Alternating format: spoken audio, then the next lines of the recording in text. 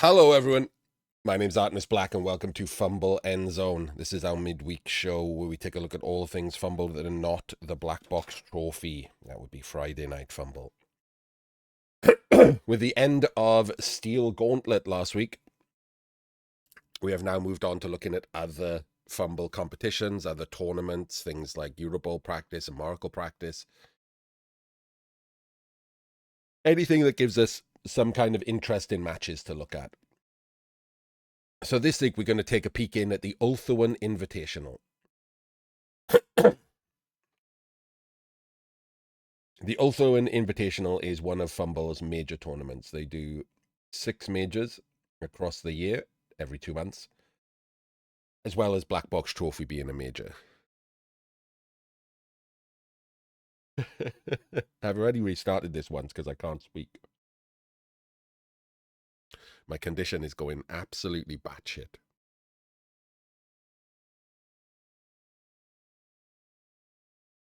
And I don't know why.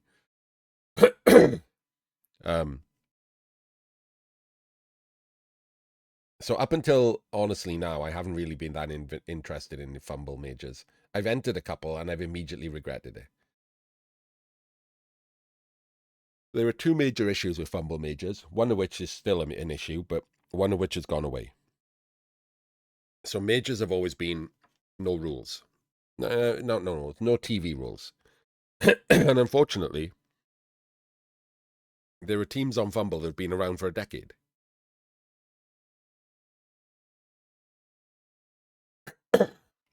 They've won things that have given them weird stuff, like healing scrolls and Nurgle teams with gutter runners and dwarf teams with with ball and chains, utter nonsense.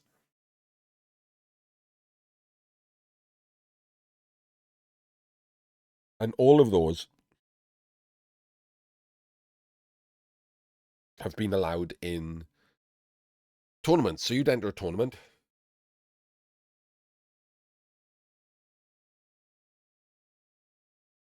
With your regular team, having played Black Box Trophy or something, your 1500 team, and someone would join with a 400 game, 2000 TV team with vampires with mutations. Legend vampires that also have a 7th skill that's a mutation. Like, utter nonsense. And then people are surprised when those teams win. So I don't know why they ever called them majors. Like, to me, they were just, fun. Like, they weren't competitive at all. But now, with the addition of redraft and the addition of 3rd season rules,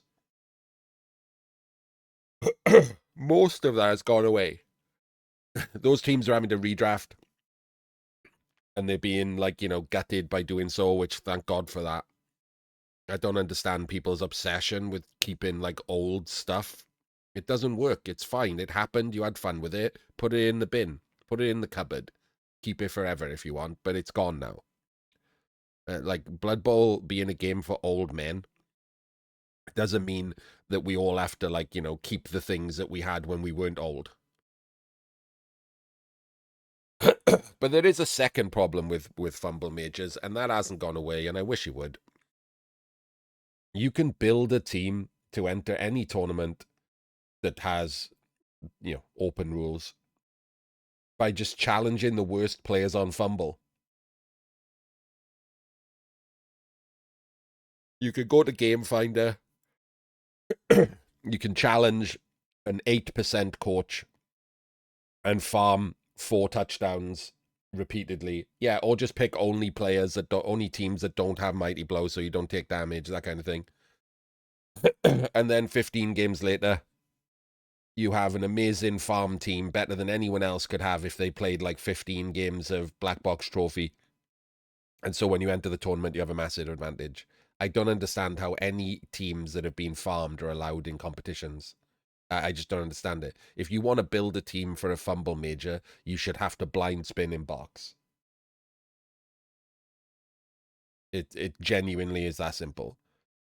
I don't understand why that change hasn't been in place for a long time. But now with the 3rd season rules, it feels like that should be the next change.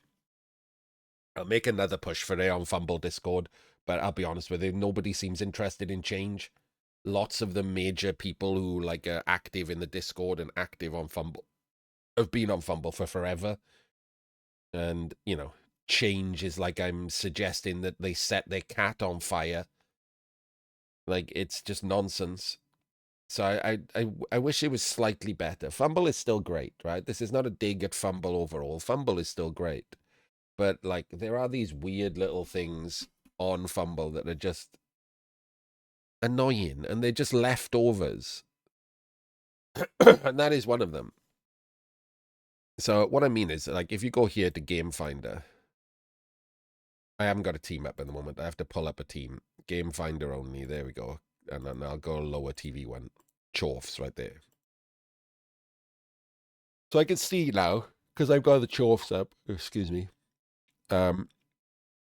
I can see opponents I could challenge. So I could just challenge this team. I'm not going to, because he's undead. And that's the point, right? I'm not stupid enough to challenge 1,300 undead with my 1170 Chorfs.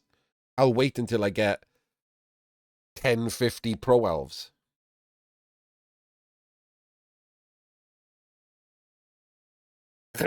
So no one challenges, like, you know, teams they're going to lose. So challenge games are should be just for practice.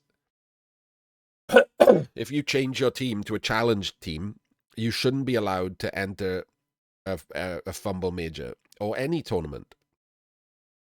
These teams should just be for practice. You absolutely shouldn't be allowed to farm a team and then enter it into a tournament. It's ridiculous. So what is the Ulthuan Invitational? Sorry about that rant. I'm trying to clear my throat. It's almost impossible. I might not even be able to get through this broadcast. We'll see.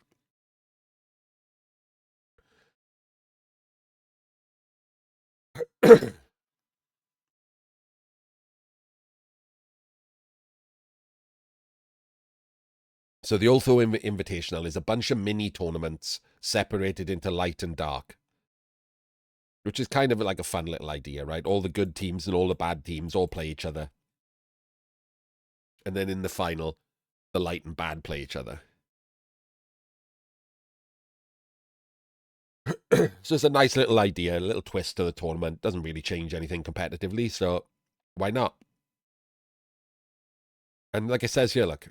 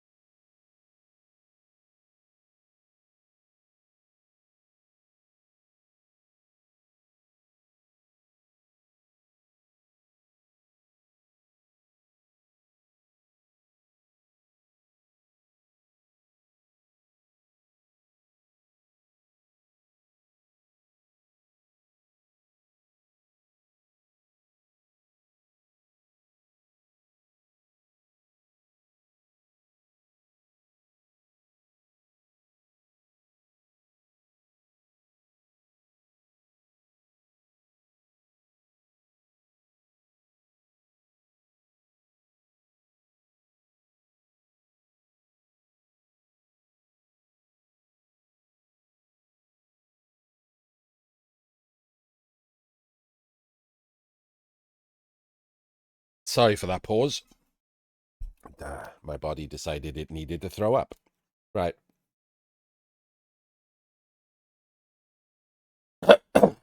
So,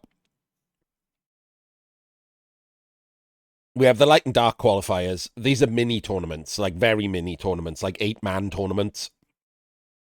and each of them comes up with a winner, and then those go into the major Ulthuan. So the Ulthuan Invitational qualifier tournament are currently still running. We're going to look at a couple of the finals of those. And then we'll look when the actual Ulthuan Invitational goes on. We'll look at some of the matches for that. There's always some kind of competition to cover on FUMBBL, so I don't mind this. But we are going to mix in some other stuff. This is the tournament calendar. XFL is a bit weird. So at the moment, and everything's slightly delayed now, so I'm not certain if these are going to continue, because obviously we're in May, and Ulthuan Invitational is on, whereas it should start the GLT. So I don't know what's going to go on with these. The XFL, I'm not even certain if it's still on. I think Steel Gauntlet, the tournament that comes out of Black Box Trophy, has replaced that. But there's definitely 5 others that we can follow, and we're currently doing this, and then the Grotty Little tournament will be on. So there'll always be something to do when we're not covering Steel Gauntlet. And on top of that, at different times of year, there are other things going on. Like right now, there's Eurobowl practice going on, and a Moracle Cup practice going on. So we can have a look at games pulled from those groups as well, just for if I see any like interesting matchups, etc. I'll pull a couple of those out and have a nose. There are also rookie rumbles. These are minor tournaments. I don't really enter these. I entered one and won it, and then I entered one and worked out that if you get a draw and win by kicks, the game still counts it as a draw. It doesn't count it as a win for your record. So I was like, oh, never mind then.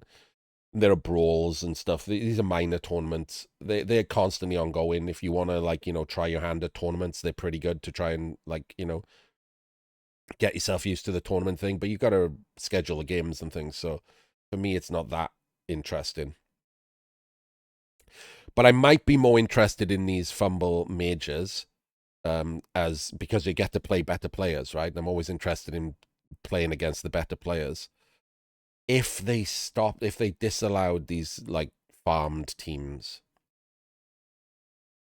like I said, I'll start a conversation about it in the FUMBBL Discord and just see. But I think I've done it before, and I'm pretty certain that no one was particularly receptive. No one really wants to change, and especially when I say something, because one of the active groups is the one that I've talked about before that just, decided they didn't like someone else coming in and winning things. So there is this problem. As with all major tournaments, money prizes awarded, yada, yada, yada. Yeah. For the Ulthuan Invitational, Vol will craft the following pieces. Any 2 may be chosen by the winning coach. Griffin Greaves gives you jump up. Ithilmir Armor gives you sprint. And Dragon Helmet gives you plus AV. So here's the issue. That's on top of that. That doesn't count as one of your level ups, because obviously it wouldn't be a prize. So I don't like this. Like, I don't get it. Like, winning the tournament should be the interesting thing about winning the tournament. Making your team not real anymore shouldn't be a prize for winning a tournament. Like, if I spin into this team next season, they're going to have plus AV on someone for free. They could have a legend with a 7th skill of plus AV, or they could have a legend with a 7th skill of sprint. I don't want to play that team. It's not real anymore. It's a fake team. They need to redo these.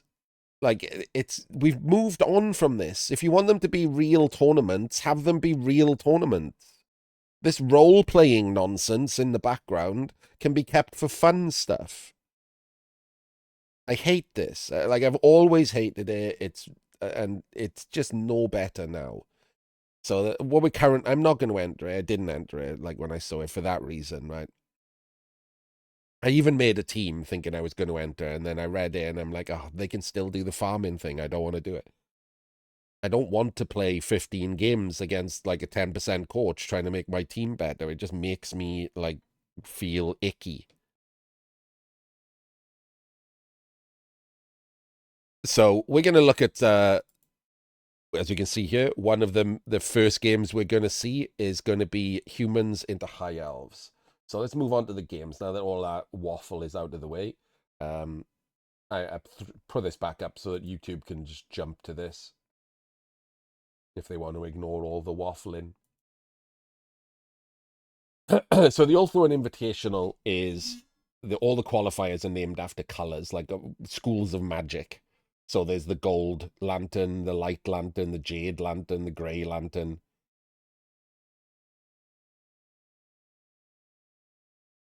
So all of that is currently going on.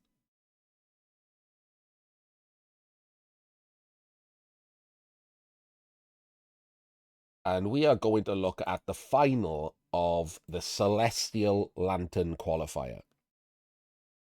And the reason we're looking at this is because the game seems insane. So one of the things I mentioned with FUMBBL is there's no rules to like enter in. You don't have to be a certain TV, and there's no TV max. Somehow that has ended up with 1140 humans into 2005 high elves.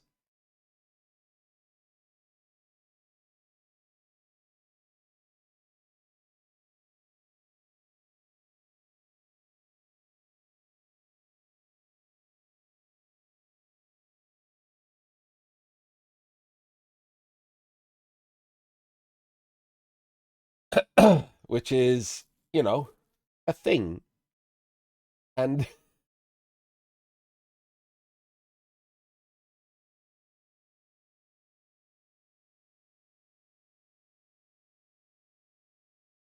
so I kind of wanted to watch this match. It seems fun, right?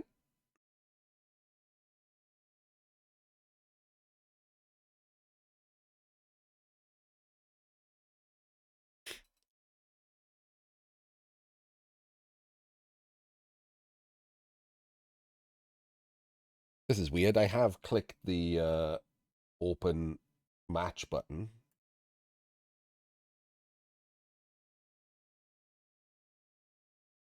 Taking a moment.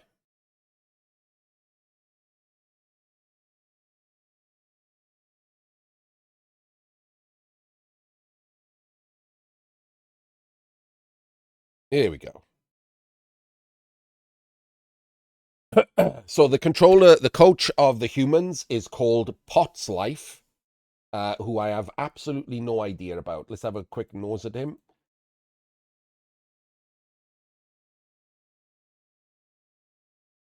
He is a flipper. He's 51% coach, so solidly in the flipper range. And the coach of the 2000 High Elves is Bazakastine, one of the current top 10 win rates on FUMBBL. And one of the reasons that they are 2000 High Elves is Bazakastine's American and got to play multiple games against some of these 10% coaches. It's been overnight. So, you know, that helps you boost your thing. However, you might think, oh my God, that means he probably won like 12-0 and, you know, all of his team is absolutely insane legends. No, he's made an incredibly weird decision with his high elves. I have to press play for you to see it. Because the game has to start for you to see the whole UI. There we go. Right. So there's 3 high elves on the pitch right now. And there are 12 more in reserve. He has 15 high elves and 6 rerolls. 6 rostered rerolls on top of leader.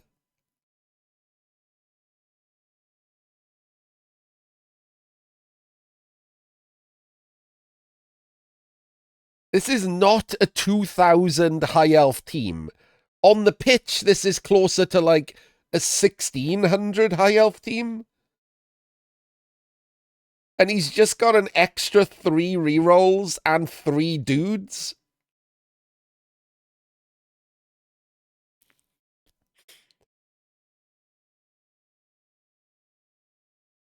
No, I'm not certain he is owed. I think he's trying something. Like he's trying to play them like vampires. with like loads of bench, so you've always got 11 players and loads of rerolls, so you never have to worry about rerolling, like, you know, sack turns or one turns or whatever. I think he's trying to play them like vampires. So we have a blodge step hit and run Dragon Prince. We have a 1 agility blodge step guard Dragon Prince. We have a blodge tackle mighty blow White Lion.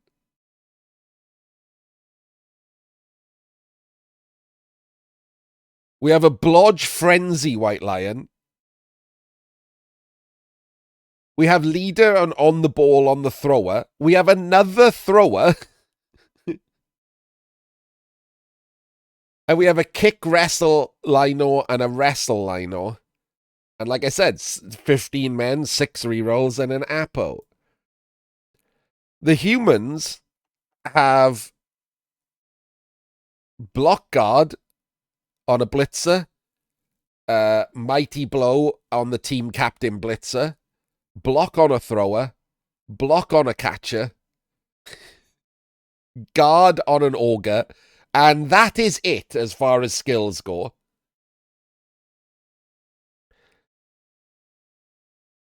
Didn't even have 11 men. Had 3, 6, 9, 10 men and 2 halflings. However, that has meant that for inducements, he's got Ivar, the strength 4 block guard tackle raiding party guy, and Scrog, the block claw mighty blow juggernaut guy, strength 5, and a wizard, and a team mascot, and for some reason, 2 extra rerolls. Spent 200 on rerolls.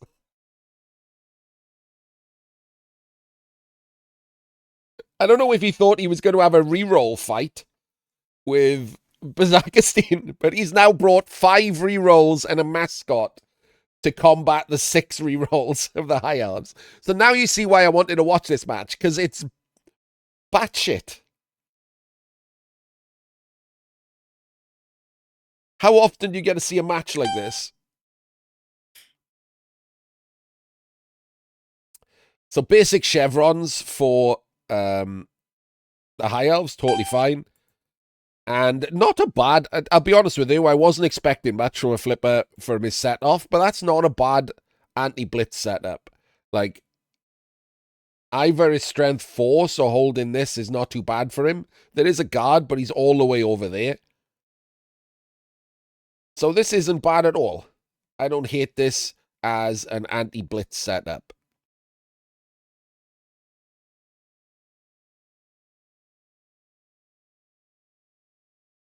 Yeah, but a chef wouldn't have mattered, would it? Because he's got 6 rerolls.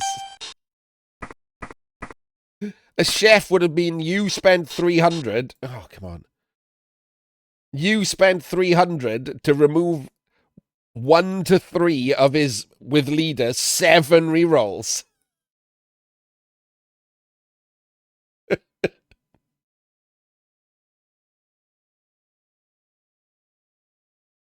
He's not going to give a crap at all. So the kickoff event was just weather, and we're just going straight in to blitz the leader. I don't hate that at all.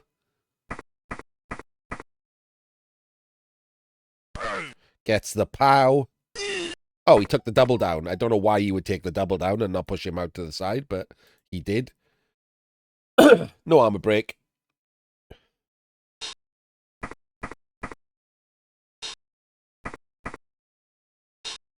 I like the safe moves of covering.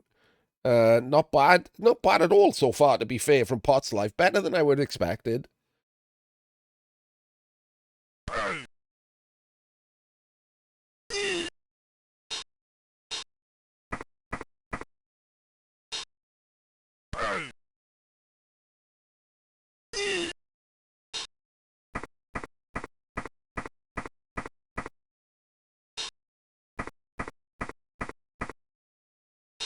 Sending Ivar back to be close to the ball, just in case they charge.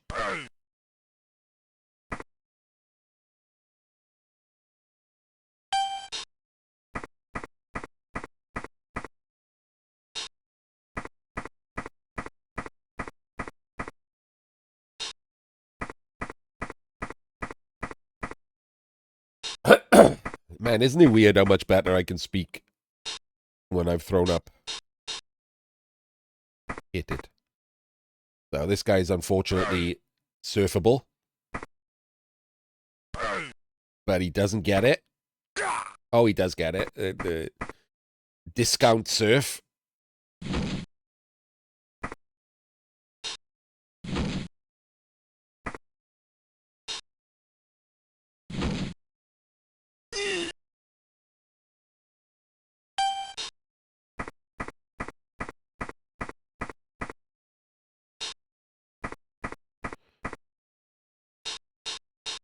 Oh, okay. We're going over here. That ball is not safe at all.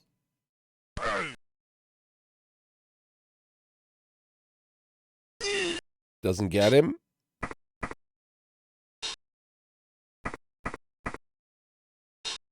I really wish we'd move this guy before we do anything as well.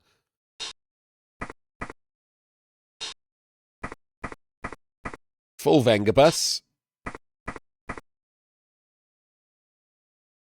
Let's expose his block thrower at the front there. Could have put him there.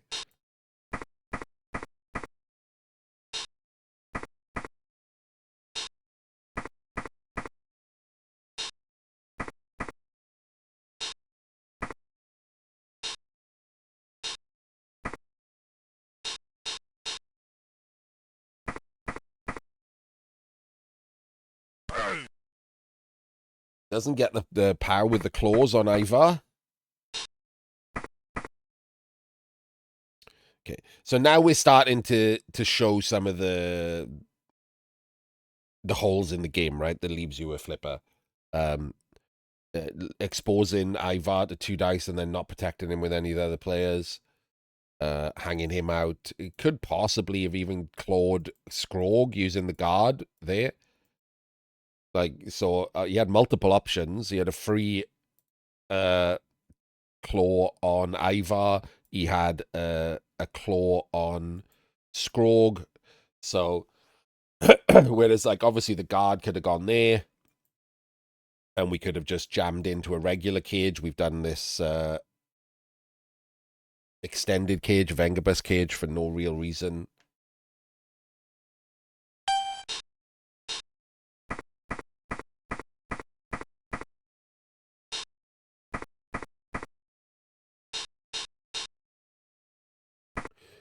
We're just plowing in with Scrog.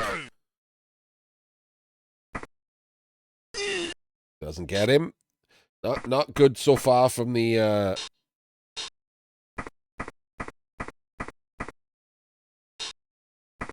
Alotiox. For the armor rolls and damage causing thing. I mean, we're also in some trouble here. We could end up surfing something. Can we surf something interesting here? I mean, if we put our entire team in, we absolutely could, right?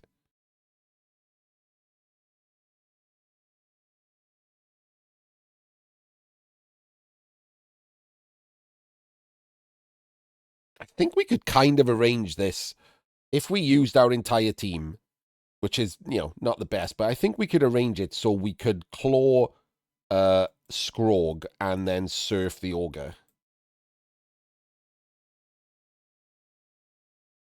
But let's not recommend that. I would probably just claw Scrog here, right? He's hung him out to dry completely.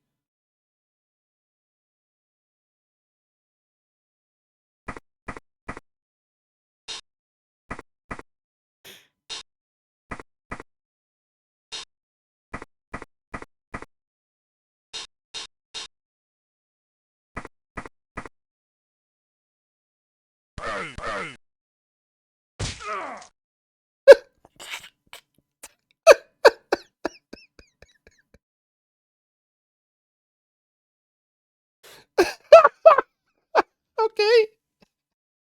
Okay, I was not expecting that. Let's be honest. We've quad-skulled into our own death.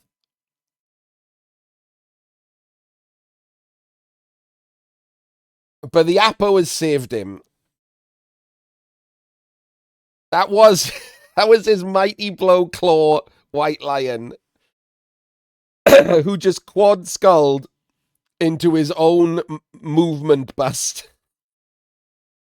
But now is alive.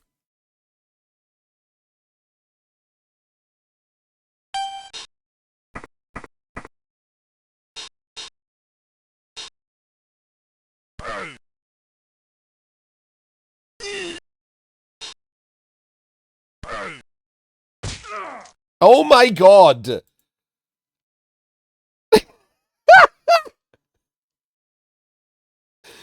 Immediately following that, the ogre has dub-skulled into his own Kaz that was a badly hurt, and the humans ate it. They've got an Apo. They ate a badly hurt on an guard ogre. I don't understand what's happening in this game.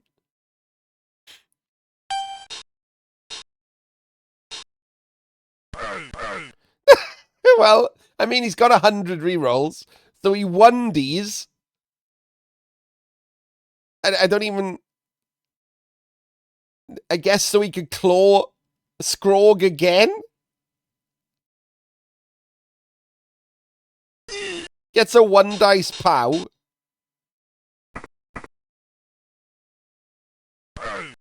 Gets the pow on Scrog. And just a stun. He's got 15 men. He can foul him. Doesn't. Incredible.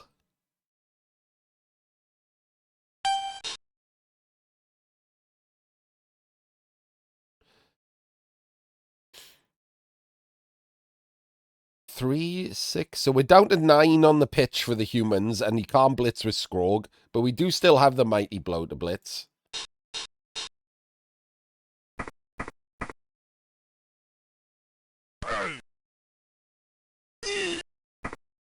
Nope.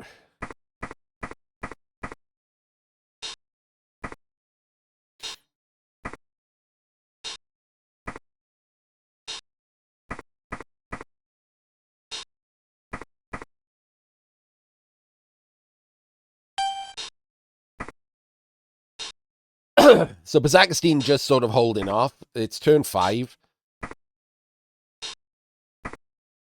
He's a player up. There's no reason to go crazy here.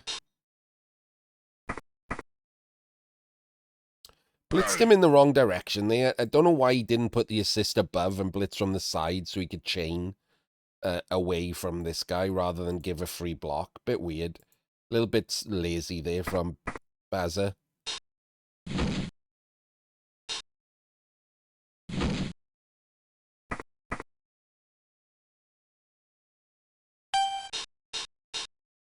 Instant blitz with Scrog.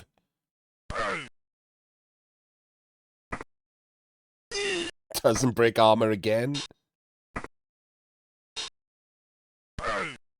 Doesn't get punished for that. Remember, he's got 5 rerolls, by the way. He could reroll any of this.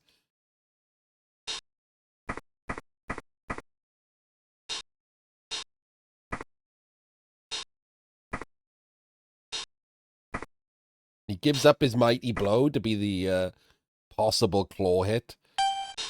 This is why you don't give one of your primary blitzers frenzy, by the way. They're exactly right now, right? It's very annoying to blitz him with claw now because he has frenzy. This is an Ulthuan. I can write this in the chat.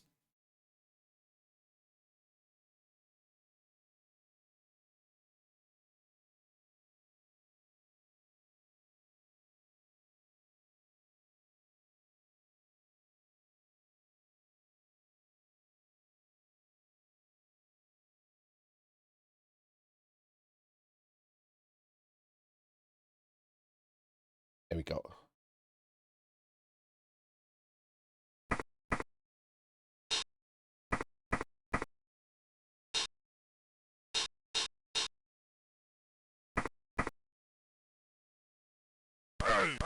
Another dub skulls. Let's get a POW and a V-break, though, so we can now base the ball.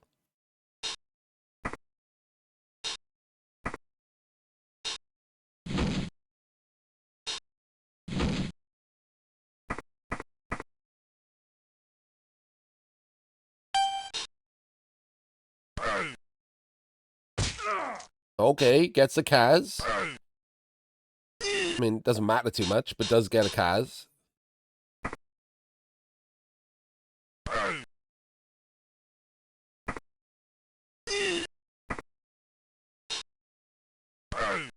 All POWs this turn. Looks like he's just gonna dodge.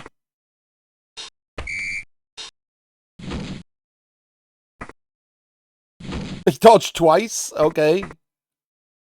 No reason to dodge twice. He could have just gone around the same route as him.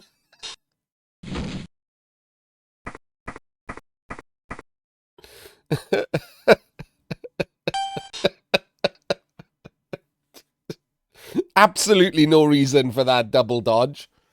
12, 11, 10, 9. So he's in scoring range, and even a push can't take him out of scoring range. The problem is Skrog has blocks, so the red dice sucks. There is a 4+ dive here, but remember that human catches are now strength 3. And I'm not seeing any tackles, so there's just wrestle, and it's on the frenzy piece, and he's on the wrong side of the wall.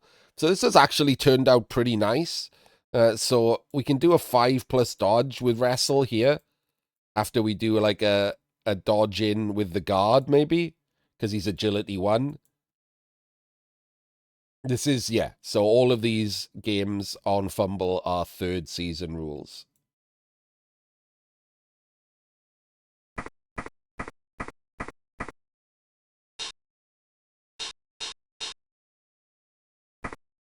Wait. Why did we just go for the 1D? Why didn't... We've got guard on an agility piece. Why isn't this a 2-dice block? This is not the way. Why have you put guard on an agility piece if you are not going to use the guard to get 2D? Doesn't make the dodge. So now it's just some blocks and a 2+. Will he use Skrog?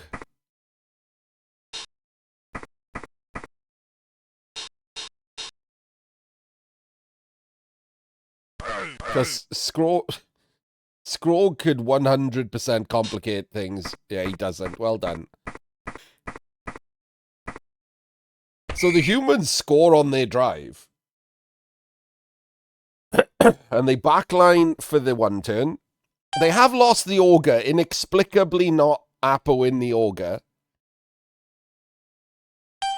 And the High Elves have lost nothing. So we don't have any movement up, so this is a movement 8 1 turn.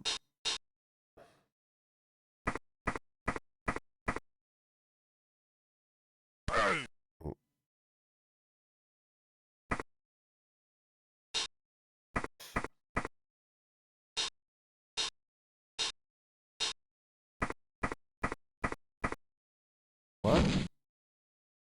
Okay. Why isn't he the relay? He was closer than he's going to be. He could have been a relay, and then he could have handed off to him. You can't use him as a relay. He's got my ball. Why is he still there? Is Baza going to forget my ball and throw the ball to him and then try and hand off? Please let that be a thing that happens.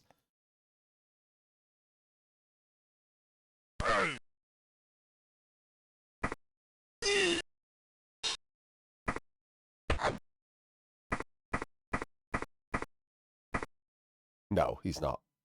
Oh, he is! Oh my god! Yes!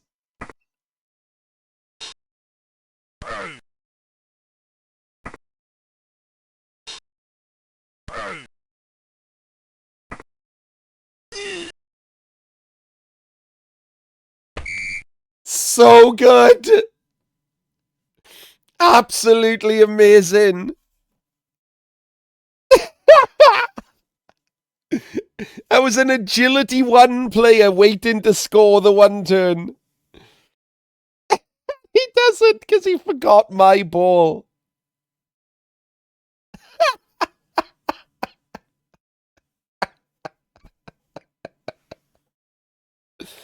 Oh my days, that was so good.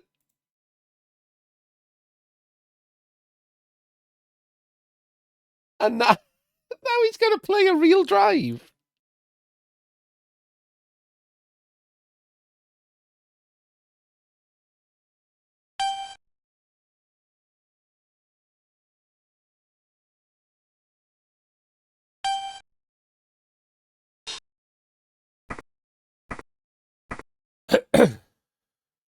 Who gets dodgy snacked?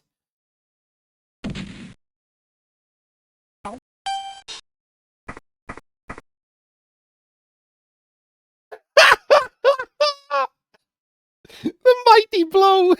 The mighty blow White Lion gets dodgy snacked. He's now movement 6 and armor 7. His best player. Well, his second best player, but it's amazing already.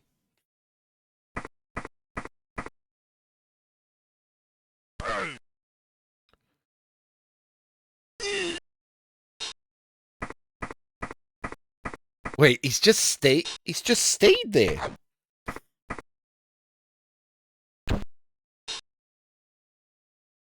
Oh wait, he's trying to score. He's just going for the quick score?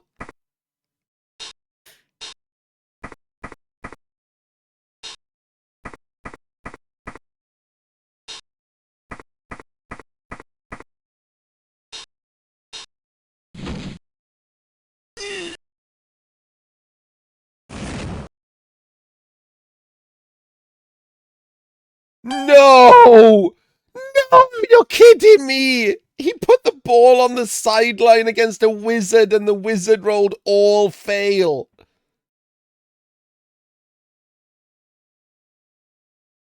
Oh, that's brutal. Man, what is Bazakastine doing in this game? Forgets my ball, forgets his opponent as a wizard.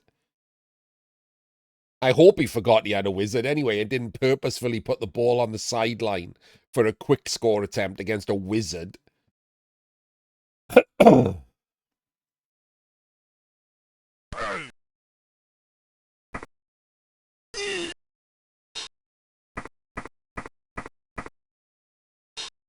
blitzer has sidestep. Yeah, you can't surf him.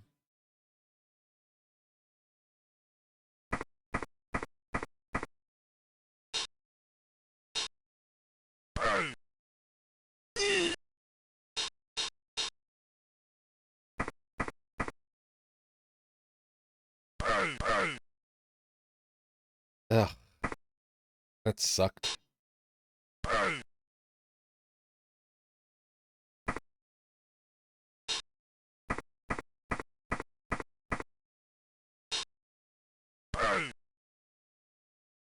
What? Oh, he's got sidestep as well.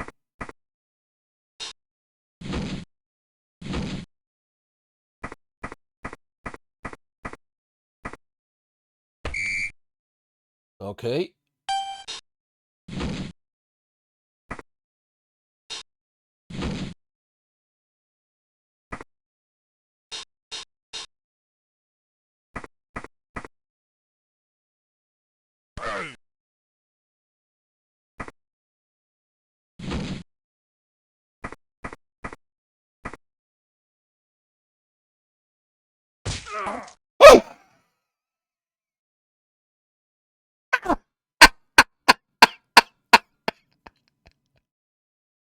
He snaked the rush.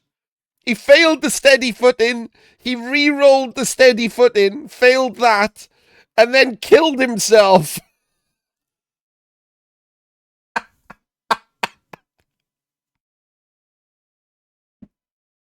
Maybe don't leave yourself a rush to score.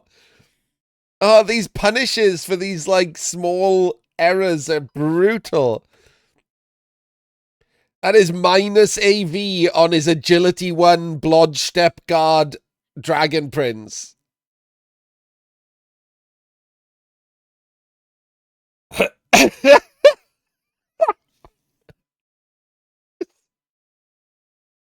And the ball is just in the end zone. Yeah, it's crazy, right? This is just like overconfidence, I think. You've got a crazy good team. Your opponent's a coin flipper. You've already killed an ogre. I think it's just complete overconfidence.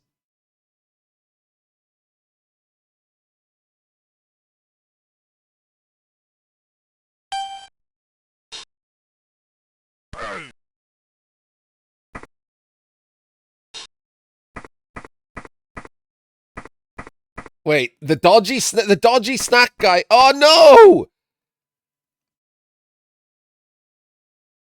We could have surfed the dodgy snack guy, couldn't we? We can block him to there. We put someone in there. We block him to there and chain him out to there. And then we blitz him off the pitch. But we need this to be a POW, I guess. So it doesn't quite work. It'd need to be a full POW because otherwise he's a screen. Oh, what a shame. Could have been good.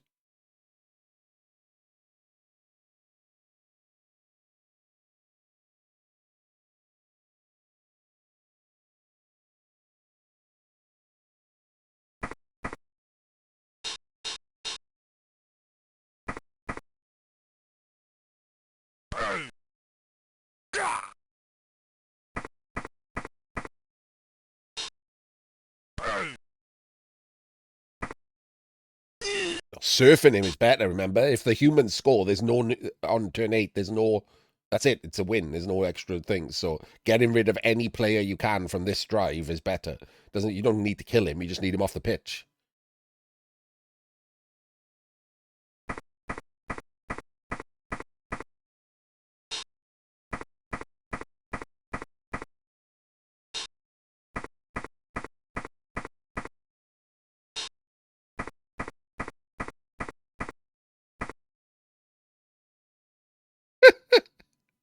The team used the mascot. Wait, what? He used the mascot? Can a team captain give you a mascot back? You can team captain a mascot. That's crazy. Too many extra rolls. Third season is just too many extra rolls.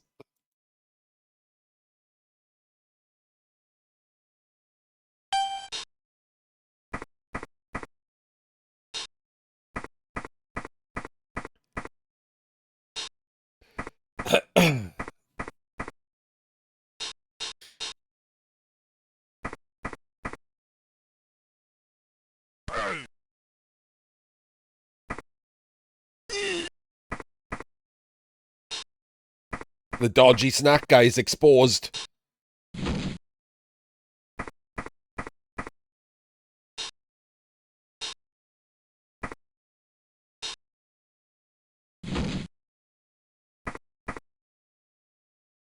He's not exposed.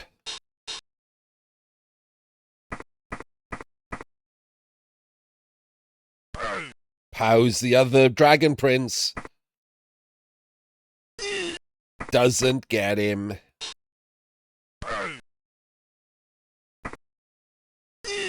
Doesn't get him.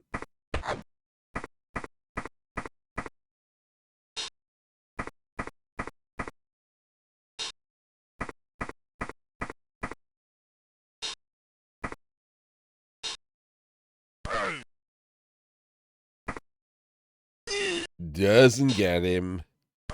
Lots of doesn't get hims. Why is this an exposed cage? We're going to foul, aren't we? He's got caught for no send-off. Yeah. The dice in this game would be like, the armor roll was a snake and then he argued the call.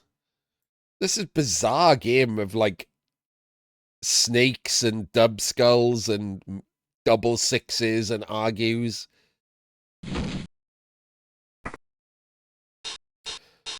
So 4+ dodge in now because he's left this. Fails it. I mean, to be fair, it was a 4+1 dice. Oh, he didn't die. Oh, no, he's the dodgy snack. 4+1 dice into red dice, so, you know. But he didn't even make the 4.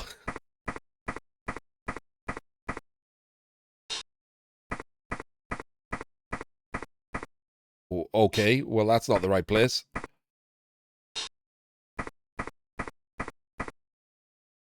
We're not blitzing with Scrog. We haven't moved the other cage corner in before rolling dice.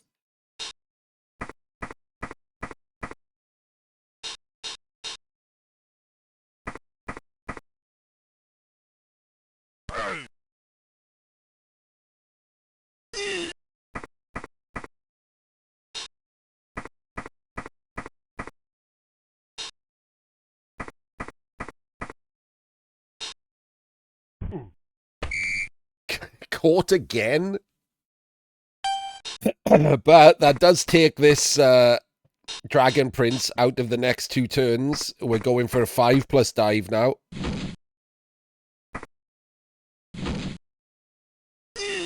And doesn't make it. Roll 2 4s this time.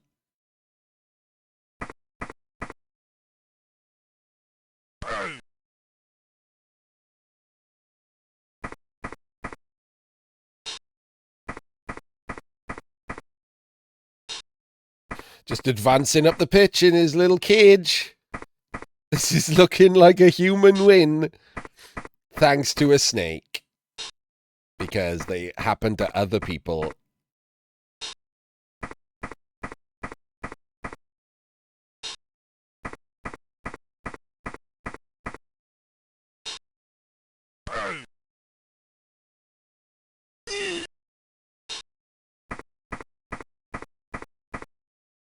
Oh, I thought he was going to foul last action. That's the dodgy snack guy. +1 assist gives her a really good chance of fouling him. Never mind, he just immediately 1 in 9's a dodge. That's it. That's the win. The humans have won. 2,000 high elves. Be gone.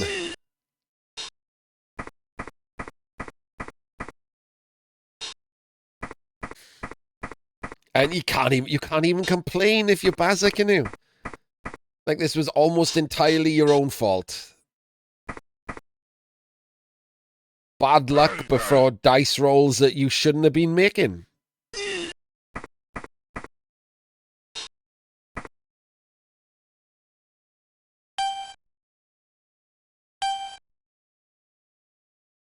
Oh, come on, human.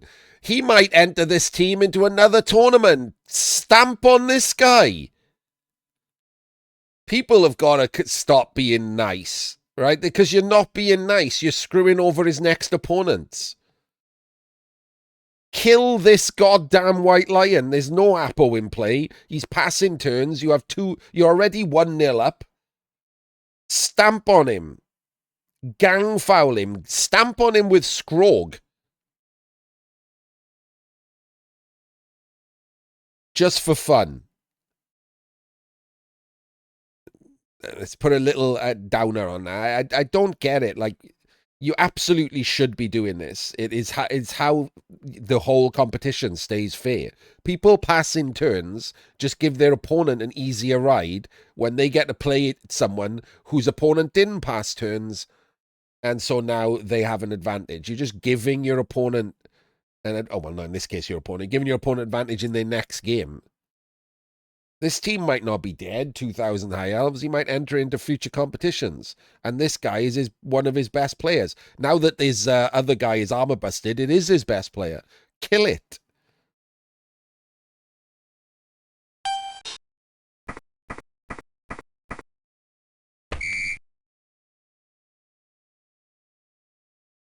And there we go, 2-0 to the humans. 2-0 to the 1140 humans who had 860 TV of inducements. All due to forgetting my ball and then a bad 2-turn. Crazy. I'm glad I watched it. That was very pleasant to watch. The next one's probably a real game. I don't know. I don't pre-watch them.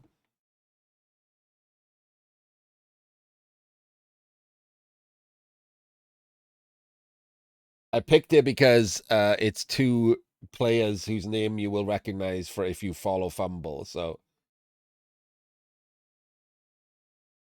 this is the gold lantern qualifier final, and is between Drek and 1480 Lizards and Spinball and 1240 Nobility, which you might recognize as giving him just enough to get Scrog. It's a Scrog night here on FUMBBL EndZone. So Drek is our current BBT reigning champion, and Spinball is on the Team America Eurobowl international team. So two people you should know if you follow FUMBBL.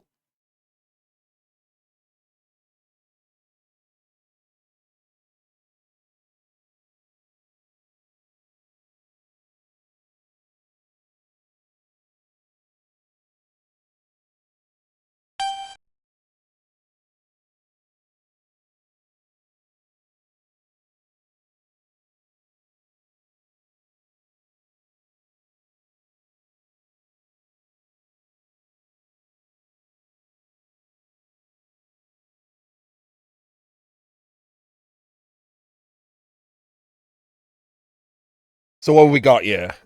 Let's take a look. Let me look at the teams a sec.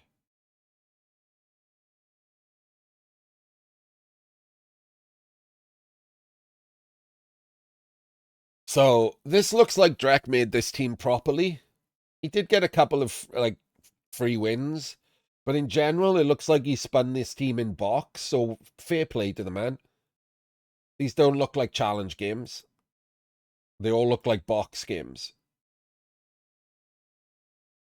So this is a correctly like played team. This team I would allow into a tournament, which is nice.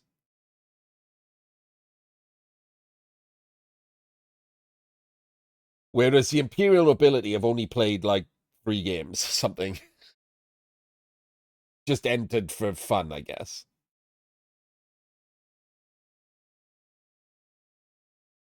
So we have a movement 9 skink. We have frenzy tackle on a Saurus. We have block guard on 2 Saurus. Oh, actually, we have block guard on 4 Saurus. There's no Crocs.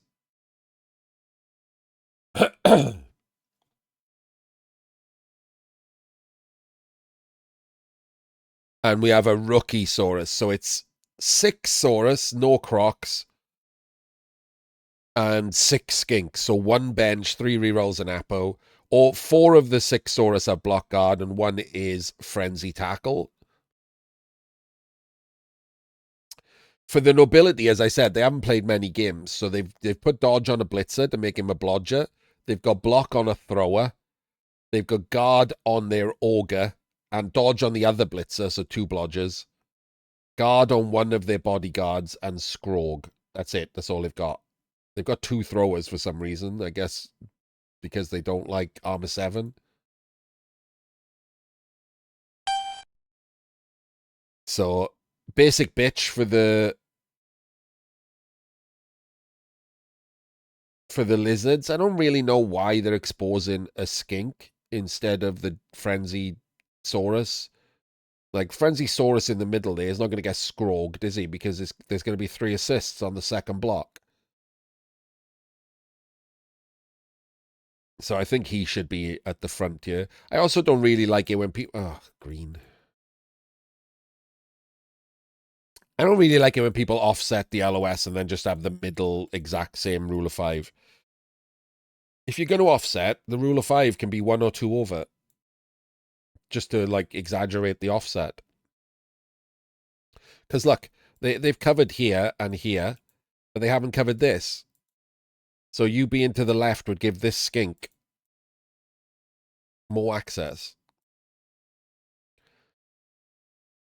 And if you're fine exposing this skink, by the way, you also could have done cups. And just utilized him as the other cup.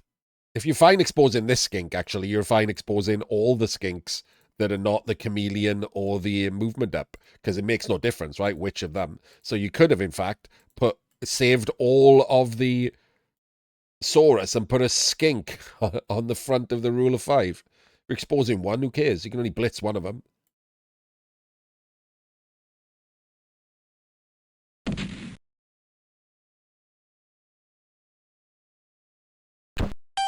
Instant catch for the knobs.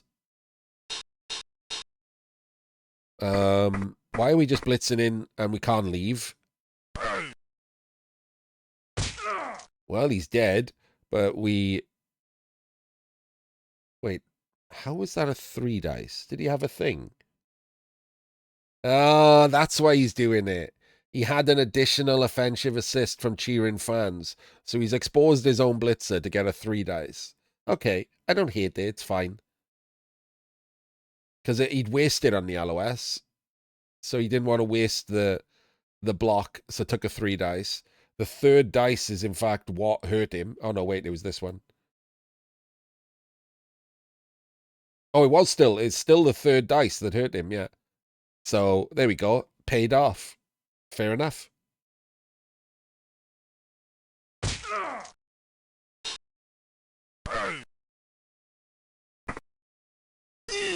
Scrog breaks armor.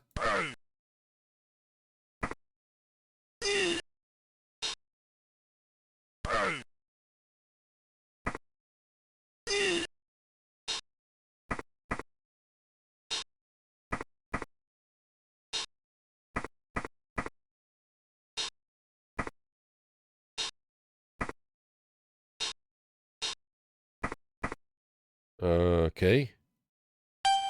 I'm not 1,000,000% certain what's going on with this thrower being back there like that.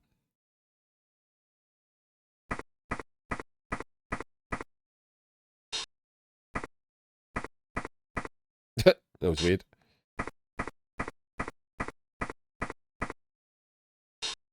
Why is he so far away, this thrower? So confusing.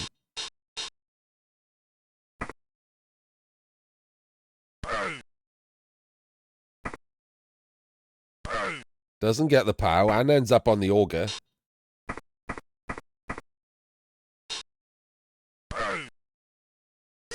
Oh my days, he ate a 1 in 9 on his movement up skink.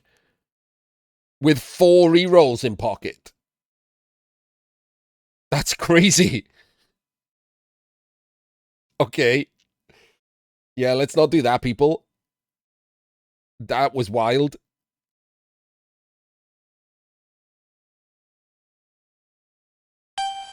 So he's moving 6. So 1, 2, 3, 4, 5, 6, I guess. And we just move players back, and we've got a deep... Like, he should have been a few up, right? And then he can join the actual team. I don't understand this run back.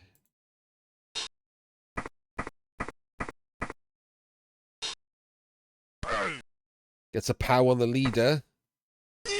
Not dead. Please move the ball. What? What's happening? Please move the ball. That's one. Surely that's one of your cage corners. How were you? Okay, let's calm down and watch it.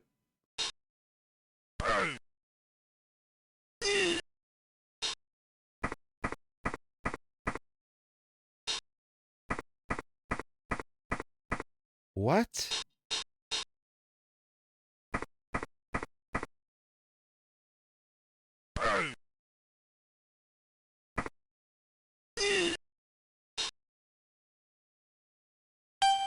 What?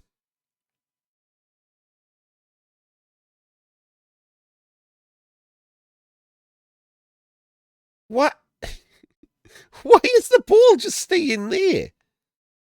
I do not understand what's happening.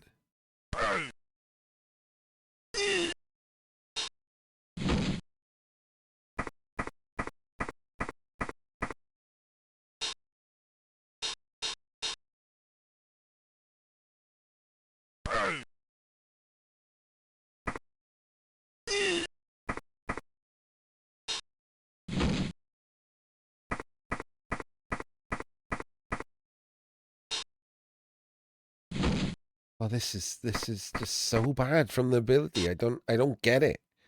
Why have you done this to yourself?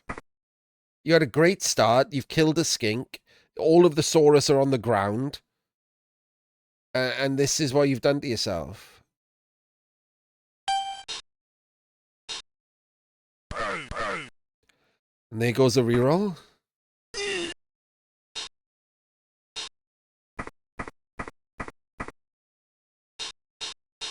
Oh my god, why are we blitzing that? Why are we blitzing the block guard and not the rookie juggernaut with Scrog who has block and this one's closer?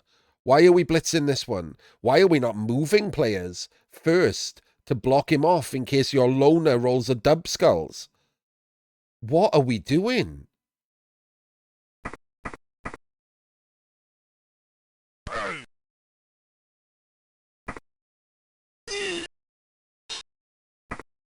I do not understand. Are we just not caring?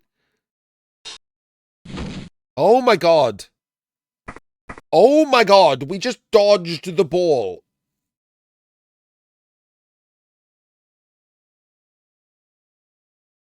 Okay. That happened.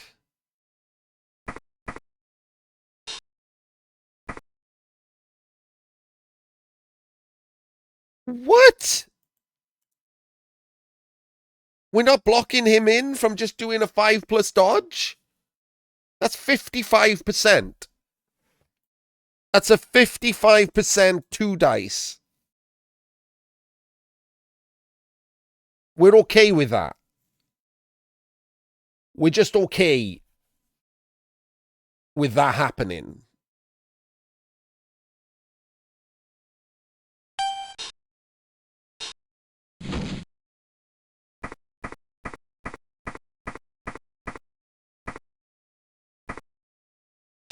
Oh, never mind. We're just doing the rushes and doing a 1D. We got to push him into the Saurus. Or we don't, because he just get a 1D POW.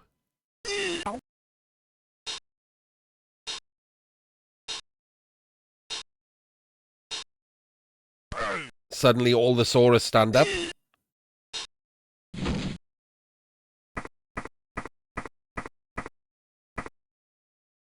And now there's 2 tackle zones on the ball.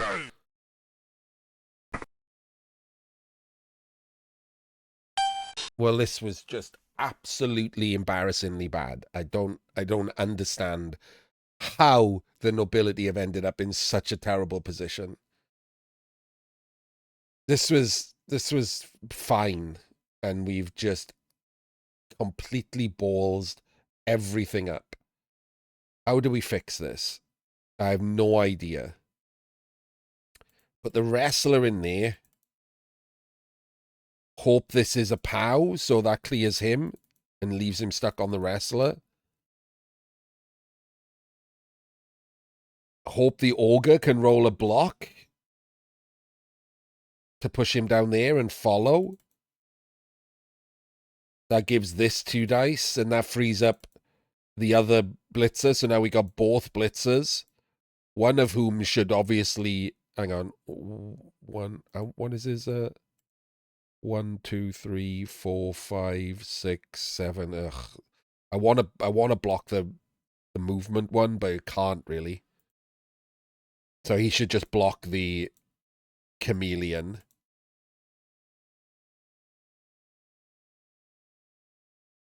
God, this is awful, isn't it? Having to roll rushes as well to get on the ball because you can't be on him. Then we dodge him and try to 4+ pickup. Well, not dodge. We do all of what I said and hope he's free. But if not, then he dodges and goes for a 4+ pickup. You got to go for the pickup here. You can't not do anything.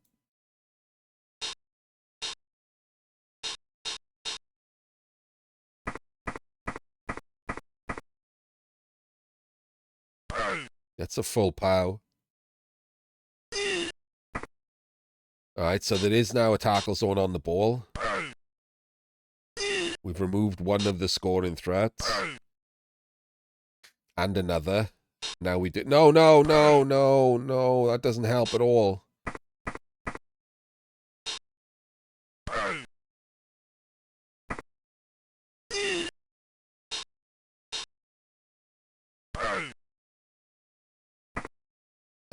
You've left this... You've left this... Oh, God. Why did you follow there? You've left this guy untagged.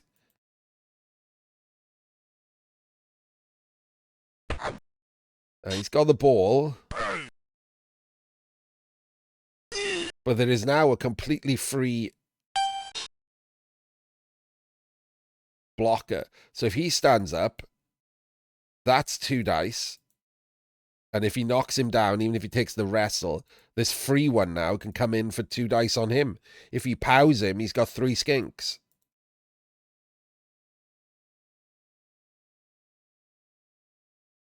Or again, as he's got 4 rerolls, this is a 55% dodge.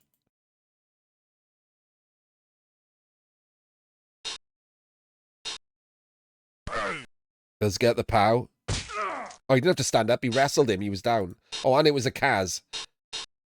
And here we go. The completely free Saurus that we shouldn't have left free. Dub skulls. Doesn't roll a pow. Okay.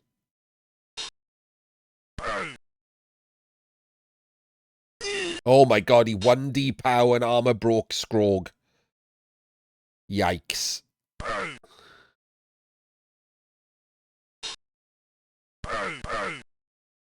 Another 1D pow. And another armor break. Oh, what a turn. What a turn. Kaz, a wrestler. 1D pow armor broke Scrog. 1D pow armor broke this other guard. Oh my days, what a turn.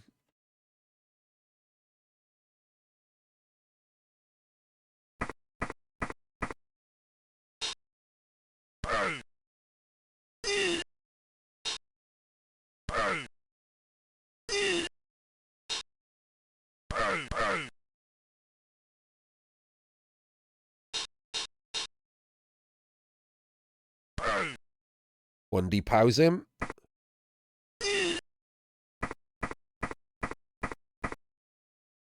I mean, you have to do some rushes here, I think. Or did you? Because the problem is he can dodge to there.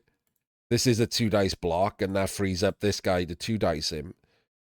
Because we didn't do anything to protect what happens. Like, this guy could have done some rushes, right? And screened what the plan was. No forward planning for the turn. Oh, no. Wait, what are we doing? This guy's going to be able to hit him, isn't he? Oh, God. Yeah, this is bad. This is bad. We needed to roll more dice. We absolutely needed to roll more dice. This is just going to be a sack.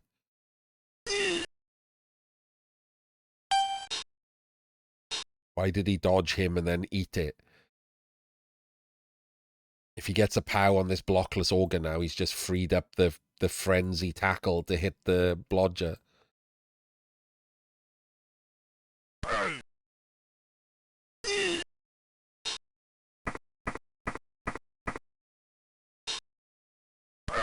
Gets the pow.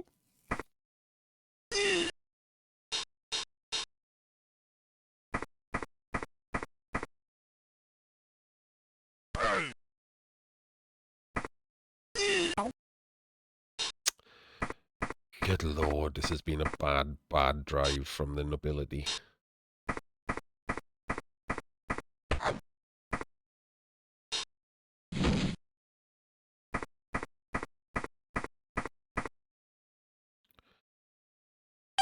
And that's kind of all she wrote. I mean, honestly, this red dice we wrestle to get the guard off. We stand him up. And then we dodge blitz. That might be the best you've got.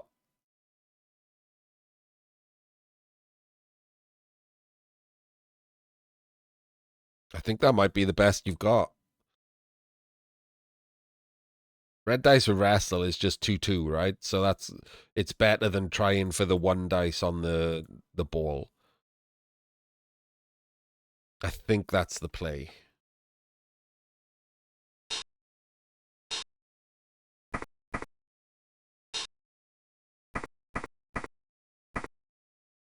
Okay, we're going for the double. The problem with the double rush is it's 2-2. But he does get the POW.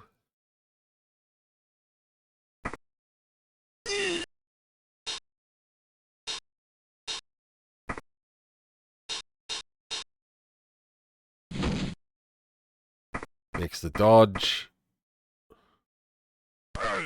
Gets the double POWs and an armor break, but a very bad scatter. Okay, bit weird. Why didn't you go there?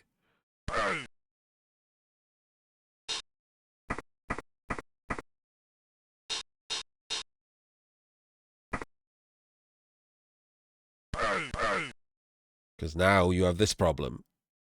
He can pick up this ball and give it to this skink.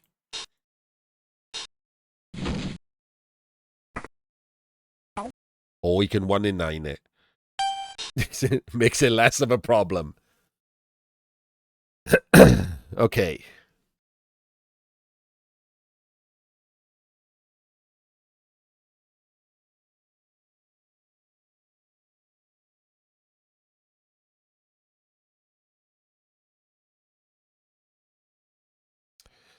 I think we have to blitz the skink. Like, we don't want to give up the touchdown. That's the big one, right? And taking the skinks down stops any. So I think I blitz the skink. I might even scatter the ball. If the ball comes south, we're gold. So I think I blitz the skink here. Because even if you scatter the ball, you're pushing the skink. Even if you go pushes, you're pushing the skink onto a block with block. You can stand there with the stand firm to make it 2 dice to cancel the wrestler. Cancel the guard, sorry. So that's still 2 dice. And he can't be surfed because he could be surfed, I guess, because of Juggernaut if he got blitzed. But it seems unlikely he's going to be able to blitz here. So yeah, I would do that. That would be my plan.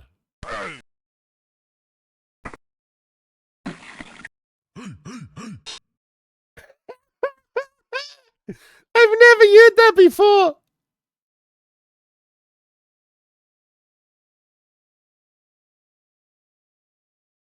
I want to watch it again.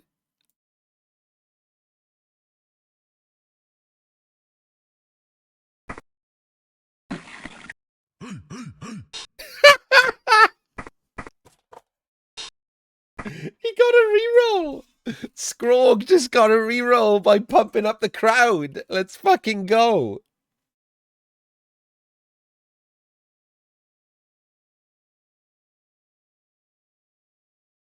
The apple was used and it was straight death, so that Saurus is very dead.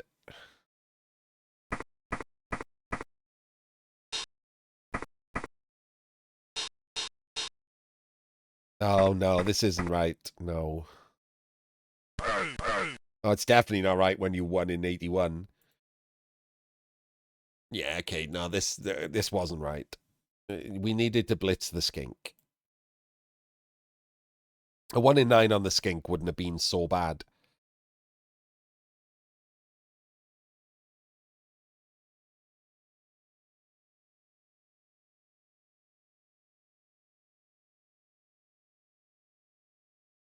Wouldn't have been great, but wouldn't have been so bad.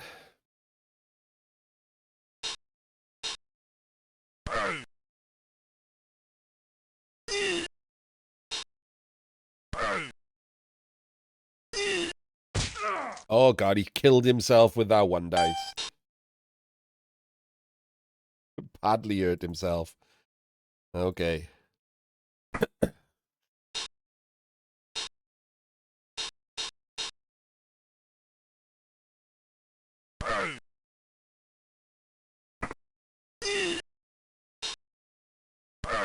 And we've just left this on.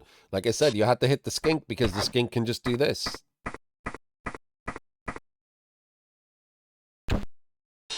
And that's the end of that.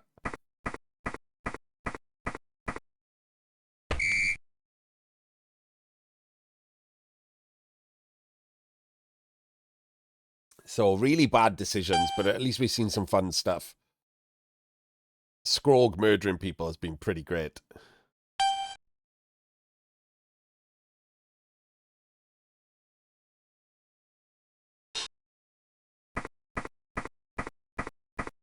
Really, really, Bucky. Let's just all pause and wait for Bucky to join the modern world of reading things.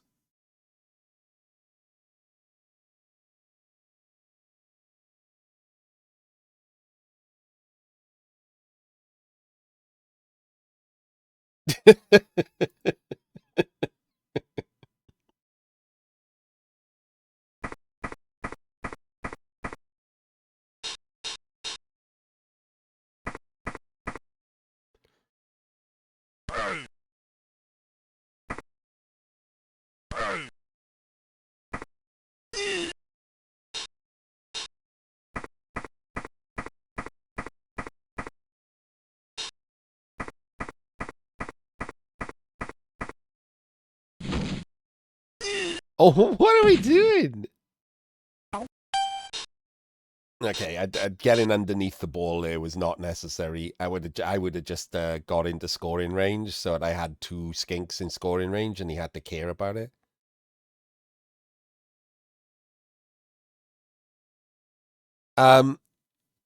So I'm done with the healing process. I gotta have a checkup to see how well it healed and whether or not it's affected my vision. Like on a permanent basis.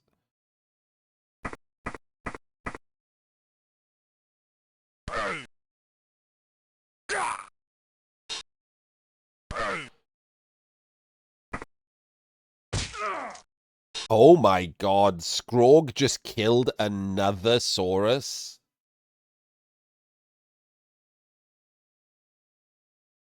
I mean, it's just a badly hurt this time, but that is two Saurus down. There's no Crocs, remember? So this is now just 4 Saurus lizards. Oh, Bucky, you missed it. Hang on. What are we on? Turn 7.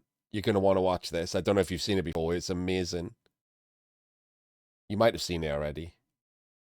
Or heard it. Oh, no.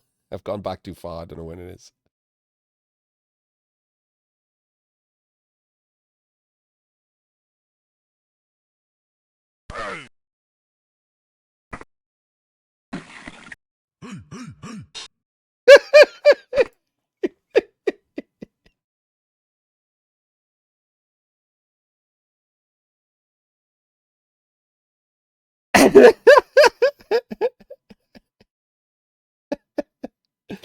Oh, man. It's so good.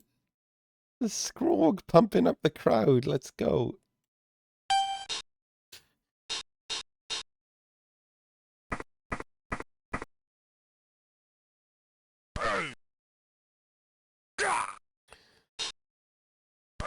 So the lizards are actually like losing some players here. If the nobility had not completely screwed up their drive, this amount of damage would win them the game, I would think.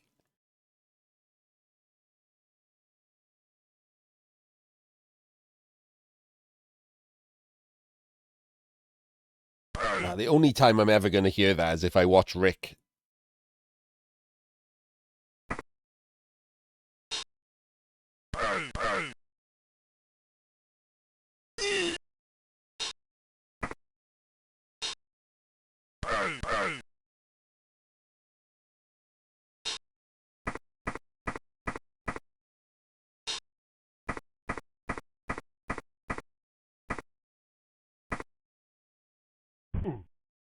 Doesn't get sent off, but also doesn't remove the skink.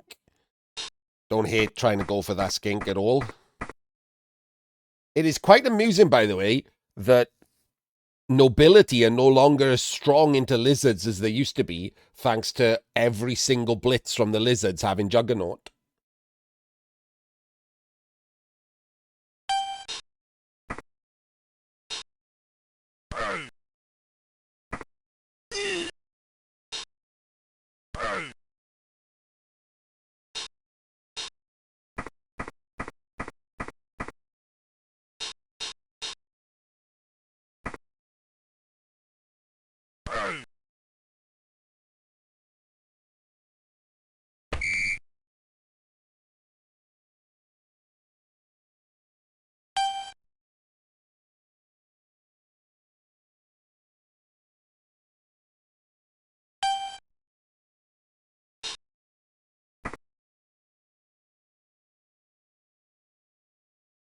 Yes, so that's the problem, right?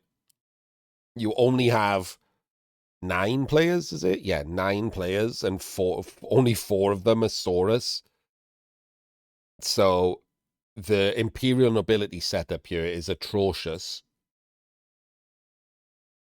because it doesn't stop a quick score at all. No idea what he's thinking.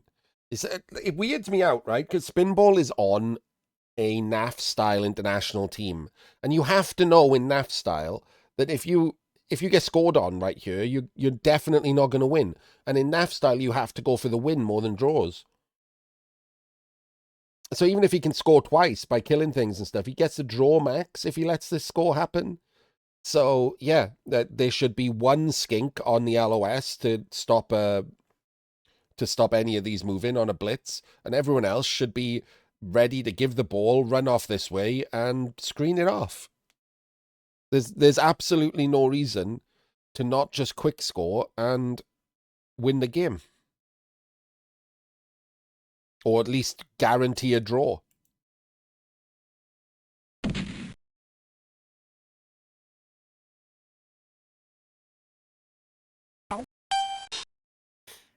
We're just taking blocks on the LOS.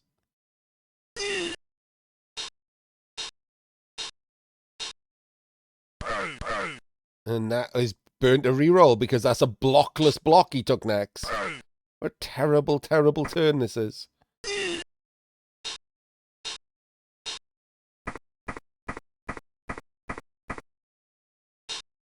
What are we? We're going right? We're going right?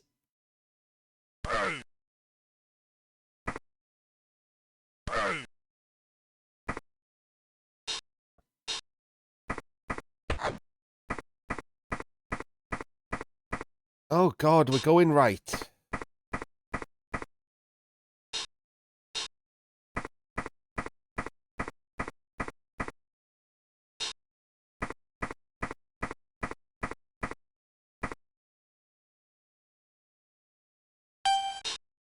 Okay.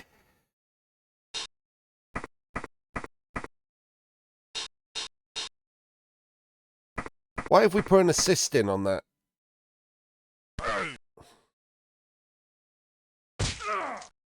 Well, we killed that skink. Scrog continuing to murder shit. Why are we not stopping a push up the sideline? Why is there no one to the actual right of this?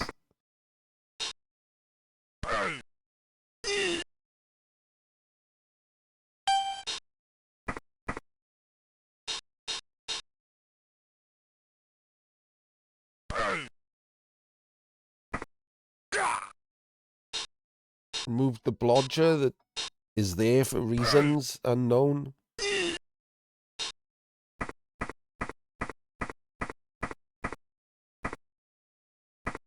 We're just going to sideline cage up there because there was 0 stopping this from happening, which is bizarre.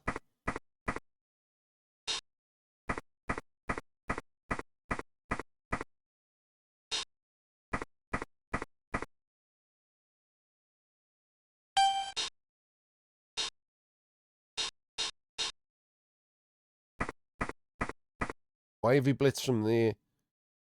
Surely you want to surf, right? Oh, okay, never mind, we don't. We'll just kill another skink. And then block. Okay, we're not even going to force more dodges.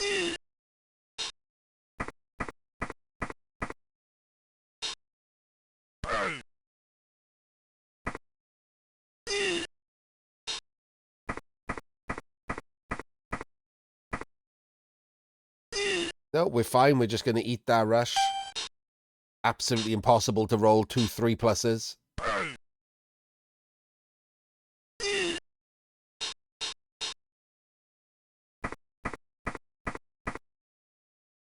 Oh, God, we didn't even have it. Oh, God. I didn't even look down here. Again, I've just given someone the benefit of the doubt. Okay, that was atrocious. I don't know what's going on with the nobility play. Absolutely terrible. Terrible offensive drive. Terrible defense. Terrible choices.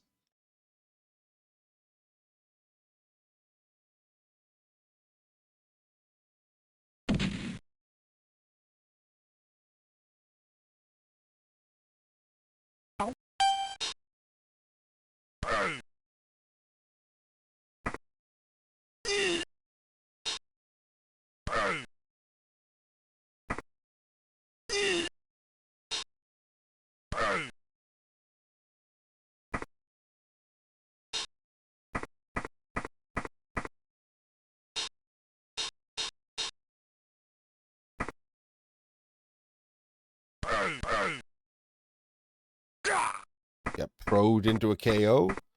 Okay.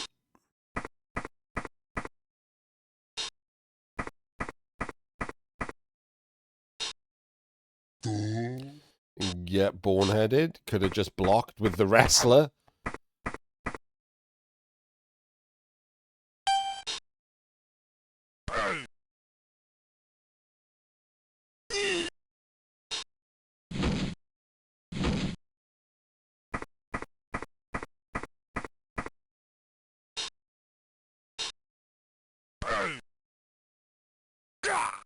Removes him too. Amazing. Doesn't make the dodge. Gets the POW. Allows him to free the... Wait, what? Are we blitzing from below? Okay, well, we got the POWs, so that's fine.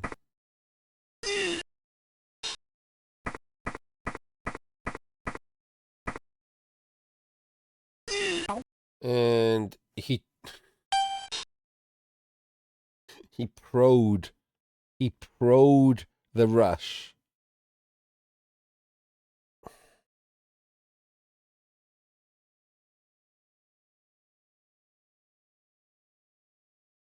Instead of a real reroll.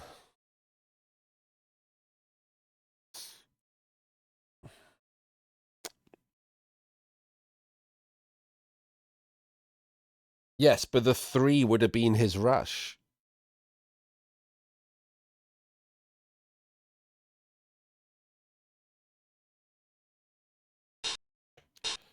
Throwing it just made it more likely he was going to respond.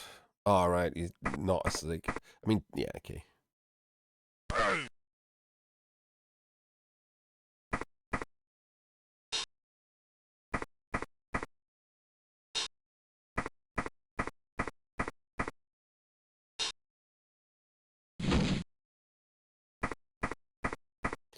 These have been such bad drives from the nobility. I don't... Maybe Spinball's just not played this team before. A lot of it's just basic Blood Bowl stuff, though.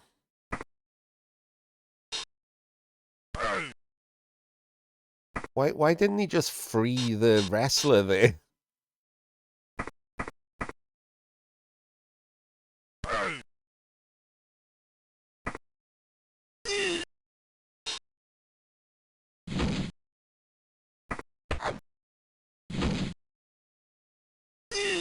One in 9. Is he going to just pick up and hand off in a tackle zone? I don't see why not. He's already winning. He might as well go for it. It's only a 3-4. Oh, no, he's just gonna keep it on the skink.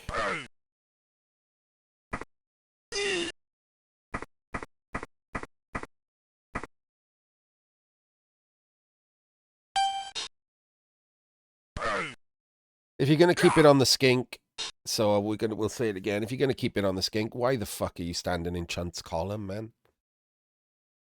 Like, why would you be standing there? Like, if he pows you now, he can go in the crowd, throw down here, and he scores anyway. Like, why wouldn't he just stand here? What's the worst he can do if you're standing there? Pow you? A ball just lands on the floor. He can't pick it up and throw a pass. He's already blitzed. Like, so why?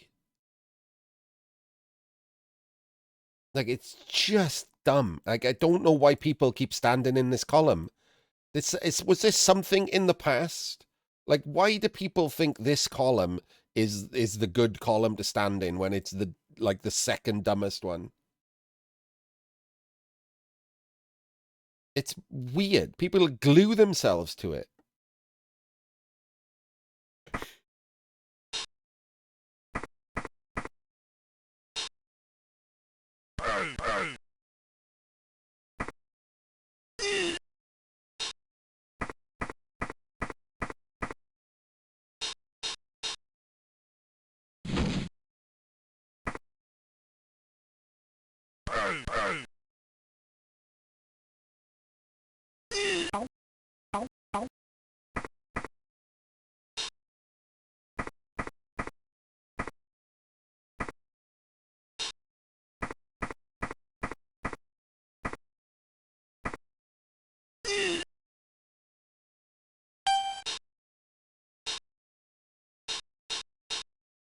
Oh, that is why.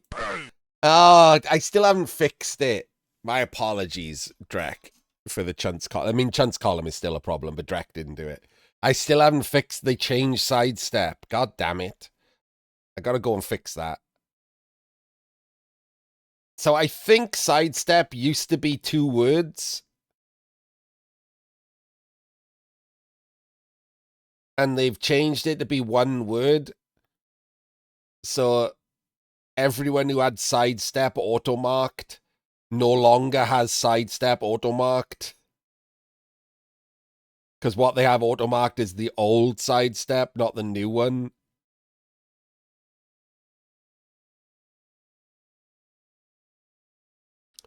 So I have to fix my auto-marking.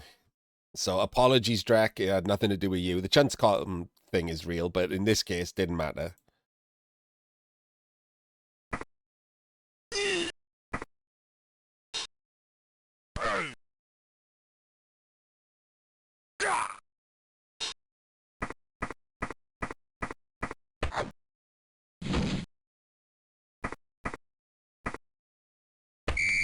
Ta-da! Yeah, if I wanted to, you can just...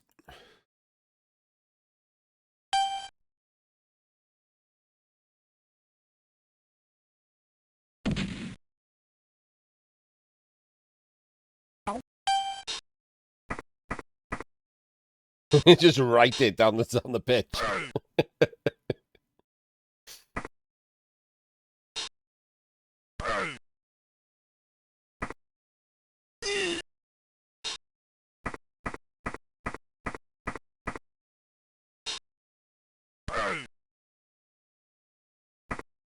The problem with a logo is it would only work on your half of the pitch. You can't have a logo that covers the full pitch, and I think that you can't upload your own pitches to use yourself, which is a shame. That would be kind of nice if you're the only person who could see them, but I guess it doesn't work that way. So.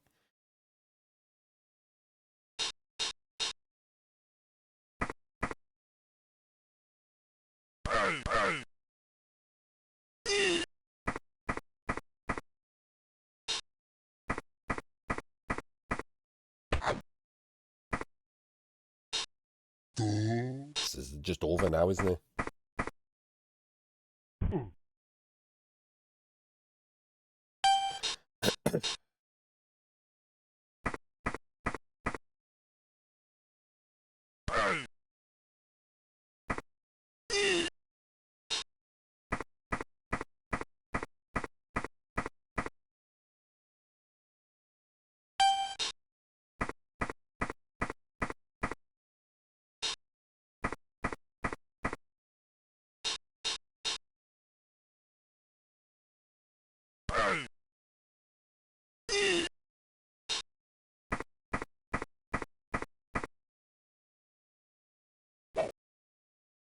Oh, look at that.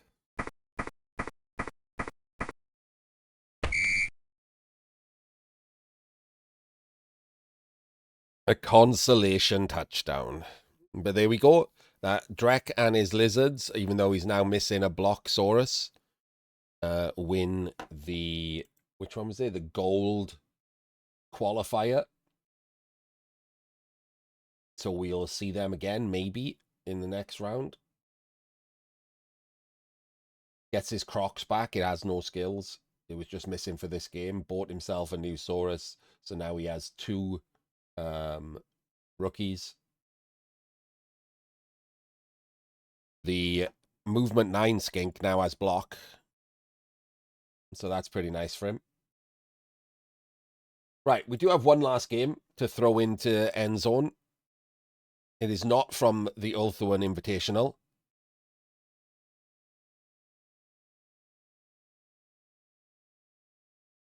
So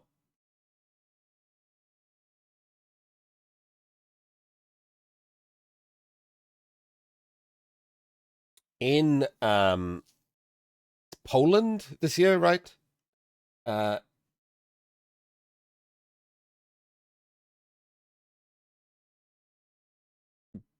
2026 Eurobowl is happening in Poland.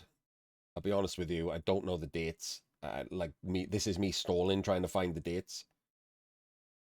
The website doesn't have the date on it. Are you kidding me, website? Still alive. When are the dates of Eurobowl, anyone? I can't believe the Eurobowl website does not have the date of Eurobowl on it. You'd think that would be something useful to know.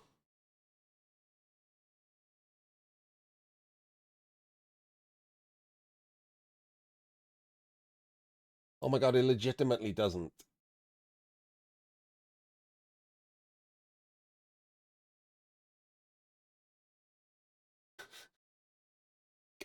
I don't know the dates.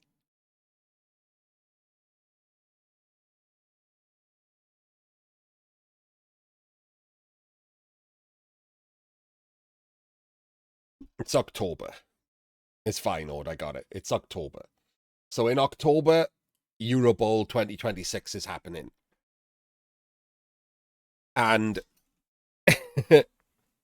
it's hard to talk about this without being sarcastic or a little bit acerbic, so I will do my best. People are practicing. It's May. They've been practicing for at least a month or more. The Eurobowl rule sets are coming out, and the Eurobowl is in October. So what I never understand is all of these people are practicing for a competition that's in months, right? Which makes it seem like it's super important to them. And yet, nobody seems to get any better. Because the practice just seems to be involve playing each other, and then that's it. No, like, analysis of the game they just played, no utilizing better players and asking them what they could have done right or wrong, etc. They just play games against each other, and that's the end of that. That's not how that's not practice. Like, even professional footballers and sports people review tape and talk with coaches.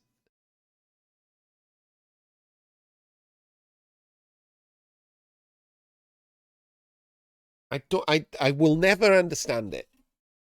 There are currently 4 top tier coaches who offer coaching, right? So this is not even me, right? Oh, there's one. So currently me, Jim, Davo, and PC all offer coaching, right? And like, without mincing words, there are not many people going to the Eurobowl in a national team who are as good as those 4 people I just named.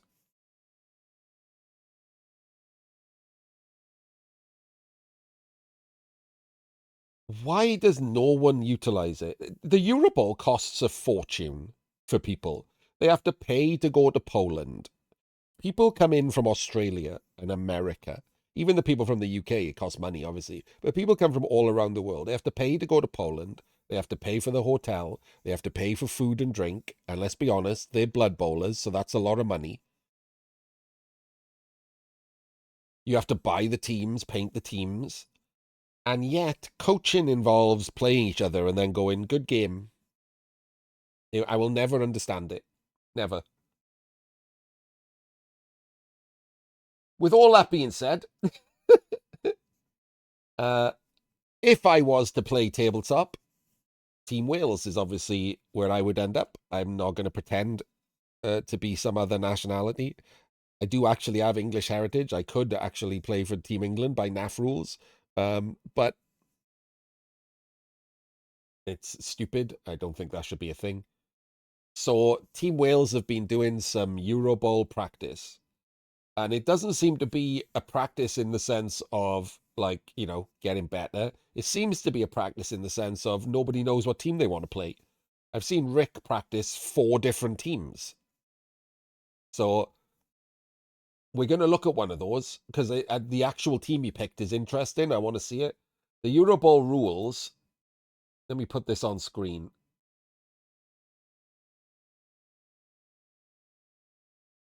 Are a bit of a mess. So this is the Eurobowl website. The Eurobowl rules are here. This is the final version. So this is the Eurobowl rules. And as you can see, it's once again Poverty Bowl, right? For those of you who don't understand, I might do a video on this. Poverty Bowl is shit. There are 2 groups of people playing Blood Bowl. Well, 2 groups of people in this argument. There are people who think that having no skills somehow favors the better coach. And then there are people who paid attention in school. Because that is stupid. No skills or less skills just increases the effect of RNG. And you can tell that by an obvious example. If you don't have any block, no matter how good you are at turn ordering, if you roll too many 1 in 9s, you're going to lose. However, if you have block on a number of players, you can mitigate the effect of those RNG with your good play. You can't mitigate the effect of dick if you have no skills. So will better players still be better? Yes. But RNG will play a bigger effect in the game the less skills you have.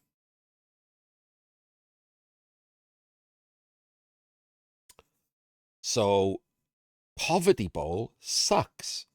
And yet people seem to like it because despite, as I just mentioned, people practicing 6 months in advance for the Eurobowl because it's so serious and so important, all of like tabletop rules seem to lend themselves to allowing crap players to win more.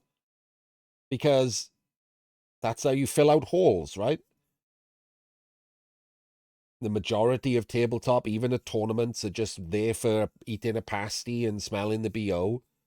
Like, and they're not there to, like, win the tournament or anything. So these rules, and yet, but this is Eurobowl. Like, everyone should be there to win. It doesn't mean you can't have fun and socialize, but it costs a lot of money. It's called the Eurobowl. You're representing your national team. Everyone should be there to win.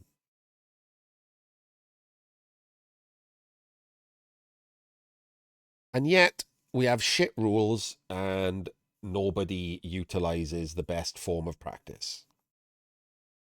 So these are the rules for Eurobowl. Now it's finished. I'll do a video on this as well. I'm going to start pumping out more listicles and things. And as you can see, Old World Alliance, Orcs, and Wood Elves get skill gold of 120. Now, because of primaries, elites and non-elites, so like block, guard, mighty blow, and dodge all cost 30. So if you want to take 4 block, that's all of your skill gold gone.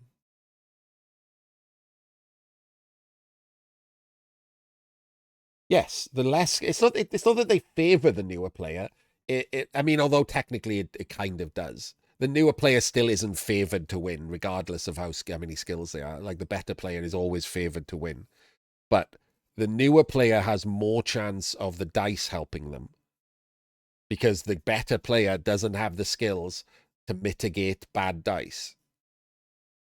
Lizards are always the best example. If you have 6 lizards with block, you can mitigate the 1 in 9s. If you have 3 lizards with block, then all of a sudden 1 in 9s are a much bigger problem for you. Now, you can mitigate some of that with play, but not as much as if you all 6 had block. And we don't want dice to decide games. You want skill to decide games in real competitions. You're playing with your mates on the weekend. Who cares what's deciding the game? But in an international competition that is taking in like 100 grand and like people are coming from all over the world, you'd quite like it to be the most skillful people who have the best chance of winning. That would be nice. So maybe stop taking their tools away.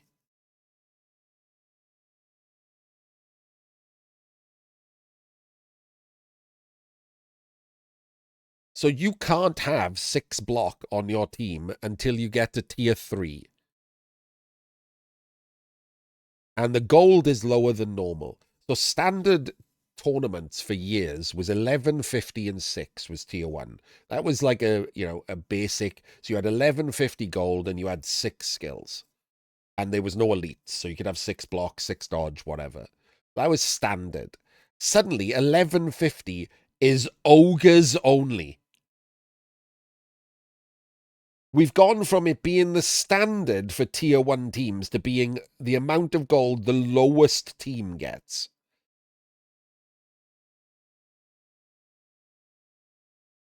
So it's a mess. It's an absolute mess.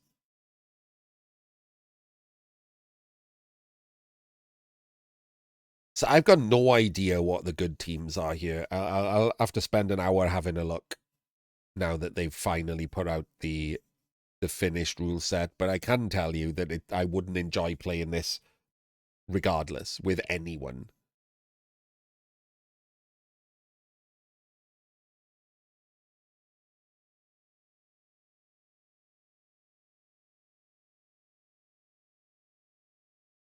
Undead still look good, I guess. Why are vampires in tier 3?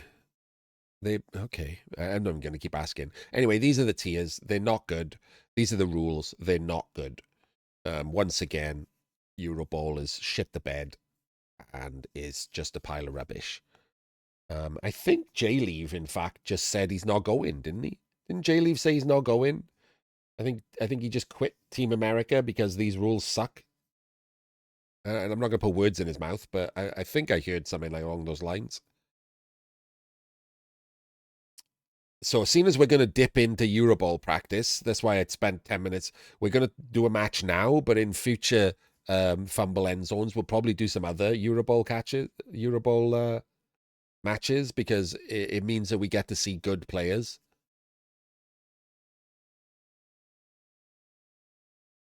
It's terrible, yeah. It's bizarrely bad. Orcs can afford 4 block. I mean, they don't need 4 block, but 2 block, 1 mighty blow, 1 guard or something. That's it. That's all they get. Why? Why is everyone having so few skills? Does anyone like playing Blood Bowl? Anyway, as mentioned, I'm Welsh. Team Wales are currently practicing. Rick Reckless is on Team Wales despite being about as Welsh as the Taj Mahal. Don't ask how any of these teams are made up. You can just pretend you have a nan who ate a leek once and you're in. And he is playing practicing against the new Team Wales captain, who is Joseph.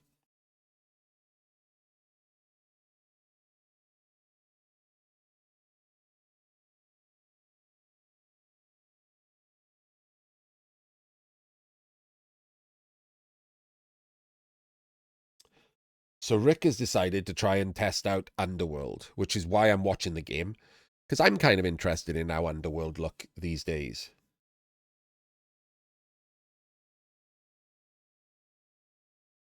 So let's look at his team. So he's got Juggernaut Rat Ogre, Guard on the Blitzer, he's stacked on the Gutter with Sidestep and 2 heads. That to me means he's just leaning heavily into the 1 turn. Oh my god, super heavy into the 1 turn. Extra arms and on the ball on the thrower. He's stacked on the thrower too. And then he has 3. Okay, this is a rubbish team. I would probably wish I hadn't picked this now. I probably should have looked at the team beforehand. I keep forgetting Rick is real bad at theory crafting. But yeah, nobody take this team. So the only way to play this team, if someone handed me this team and forced me to play it, the only way to play this team for me is to run away. On defense, run away. Run away completely and just do the world's easiest 1 turn and then Daka and hope you can win. That's like the only way you can win with this team. The problem is he's decided to practice against Joseph, who has repeatedly practiced with, and so I assume is taking, Necro. The team that it's hardest to 1 turn against in the game.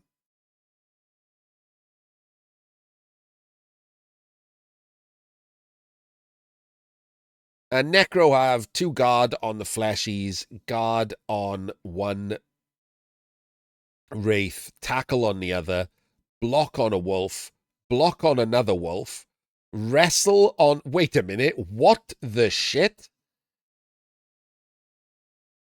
They get 8 skills?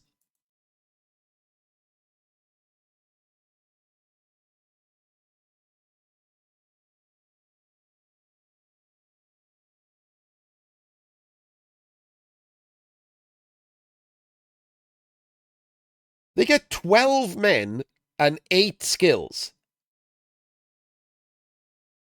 Say what now?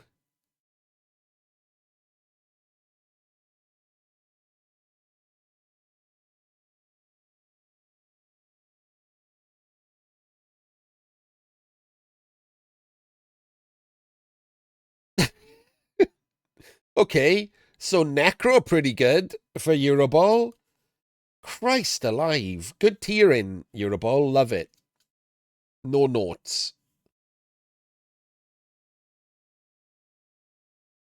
So Necro now is somehow better than they were before Poverty Ball. Amazing. All right, so let's see how this game goes. I'll be honest with you, I don't see how this is going to happen. Oh, wait a minute. Wait a minute. wait a minute. What?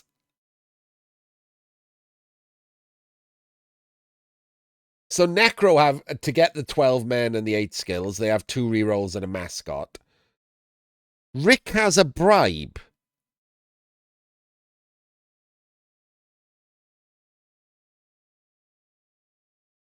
I didn't miss anyone taking dirty player, so he has a bribe and no dirty player.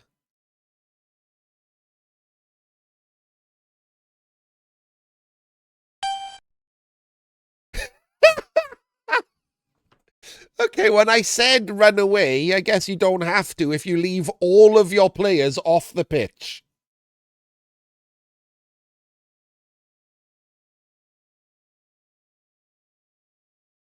Man, the games are funny tonight.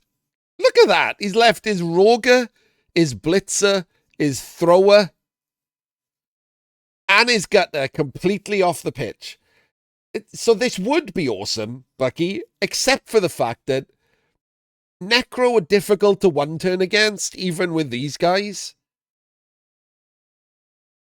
So I would have this 3rd Clan Rat on, and it'd save at least 1 Snotling to fill a gap, because all of his Snotlings could die on this drive. The Goblins should be on the LOS. You should absolutely not lose all 6 Snotlings if your team is so reliant on the 1 turn.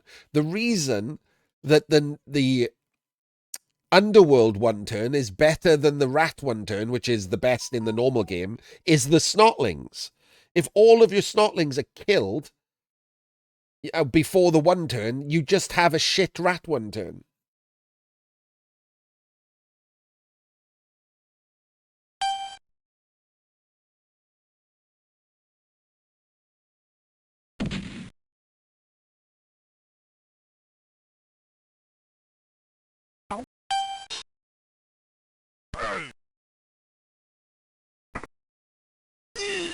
Just a stun.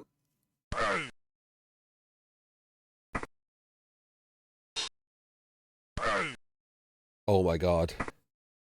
I got a power. KO. I'll be honest with you, if you were gonna do this plan, instead of a bribe, you should have double kegs.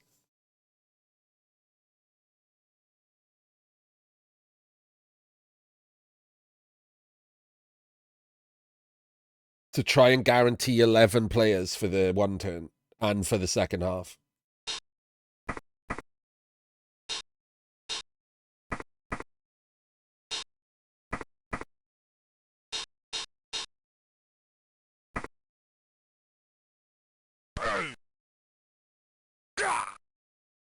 Right. Now run away. Just run every single player backwards.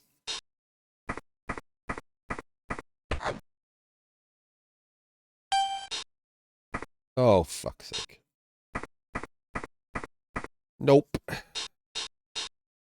Nope, nope, nope, nope, nope, nope, nope, nope, nope, nope, nope, nope, nope.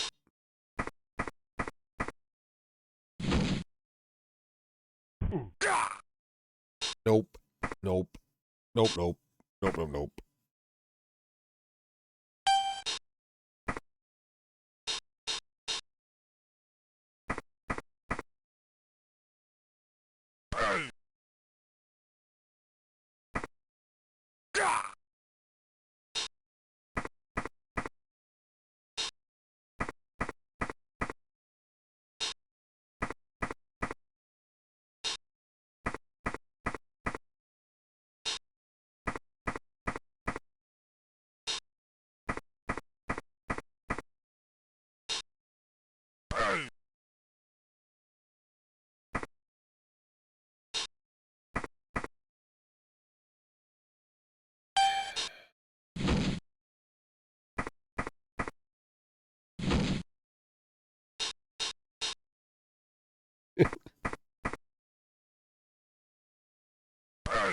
Well, he's getting the Rick dice.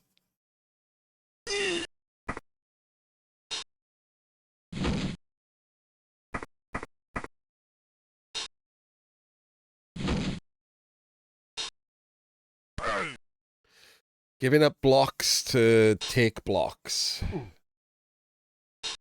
Doing a no assist foul. And then a one dice. What is... How is this real?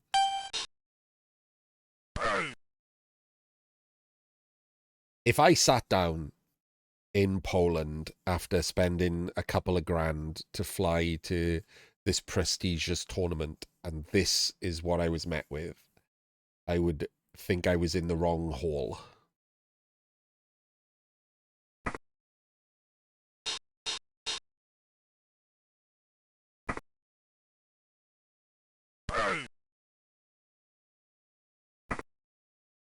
You couldn't even mascot that.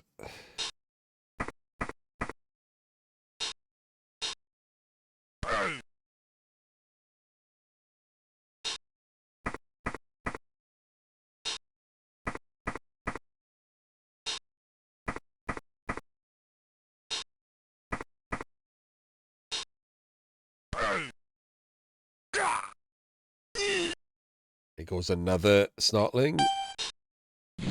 Wouldn't double kegs be good right about now?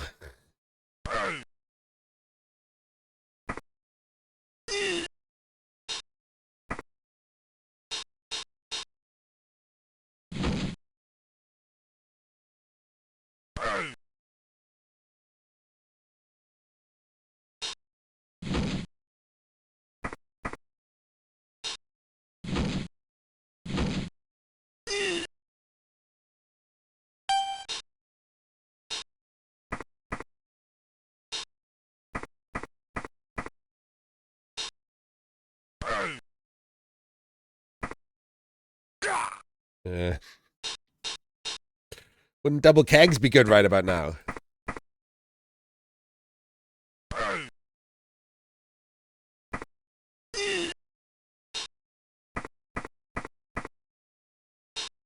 I'm mostly just watching to see the one turn. That'll be the one time when Penguin Academy will come out.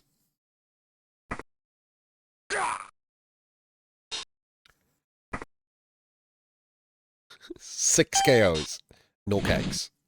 So we took a bribe.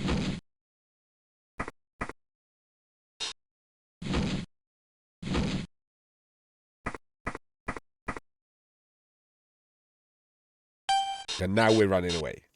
Sure.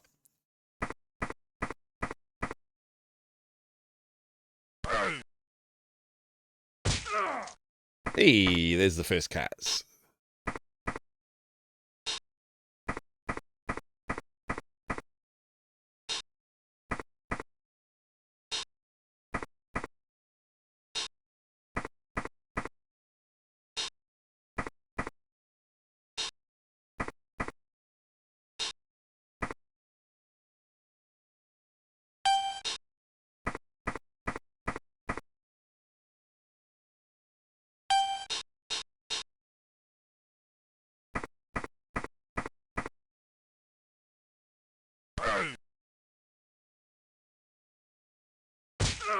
There's the second Kaz.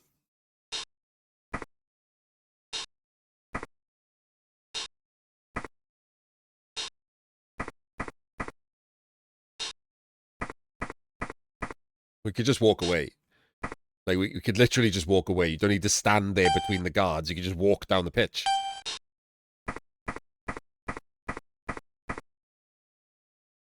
Oh, wait, no, stalling. You can't do it until turn 7. Jesus Christ, I gotta remember that when I'm casting. I remember when I'm playing because it's on my mind, and yet when I'm casting, I forget about it all the time. Right. So he didn't get 3 of his KOs back. But at least he does have some snotlings. So let's see him do this one turn.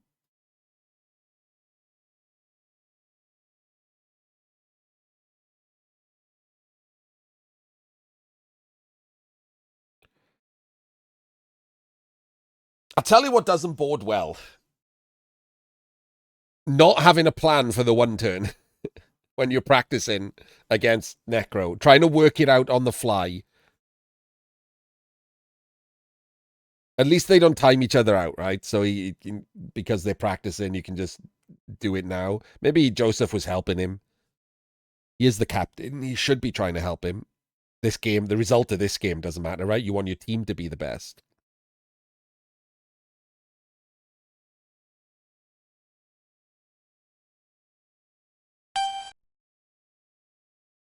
Okay. So I don't know what's happening here. We're dodging in to fill the squares. And we're going to hit him. But how are we going to hit him with anything more than red dice?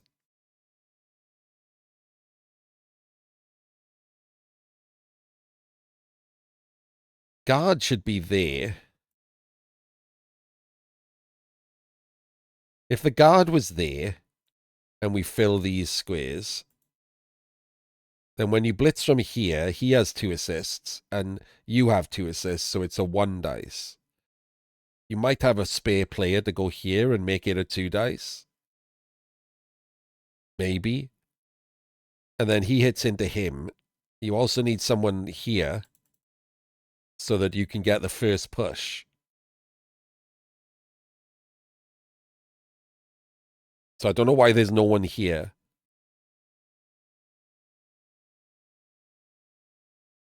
And we've got 3 snotlings, so these 3 can just be filled easily. And then we do the blitz. But the guard is in the wrong place. And he should be there. So let me take a screenshot of this and we'll do it on Bloodboard after this. Because this is kind of like a thing, right?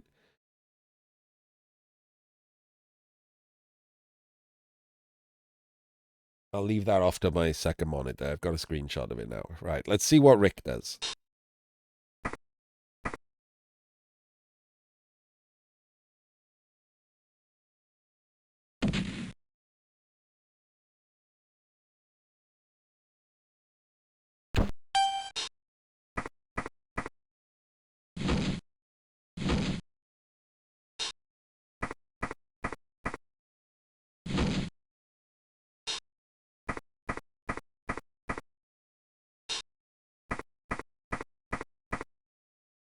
I'm stupid. I'm a stupid, stupid man. That was why you don't need it. It's the 2 dice from this square. It's the exact same block, you muppet. This is why he was doing it. He was going to do the handoff here. Okay, you didn't need to do that, though, right? He's doing the handoff in 2 tackle zones, but he could have done the block first if he'd had this guy, if this square filled. We got 2 players, look. One of them could just be where he is.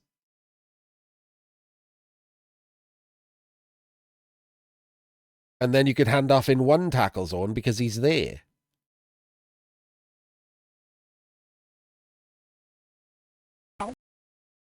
And he's failed because of that. He did a catch roll of a 3. All right, let's bring up Bloodboard. See if I'm right.